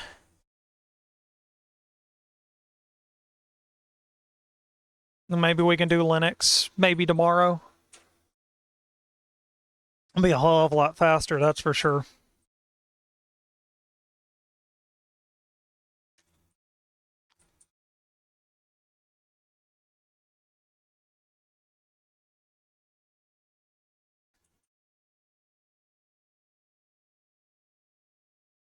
Yeah, 4 hours is a good stream.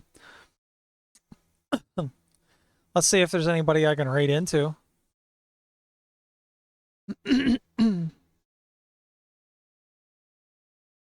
um,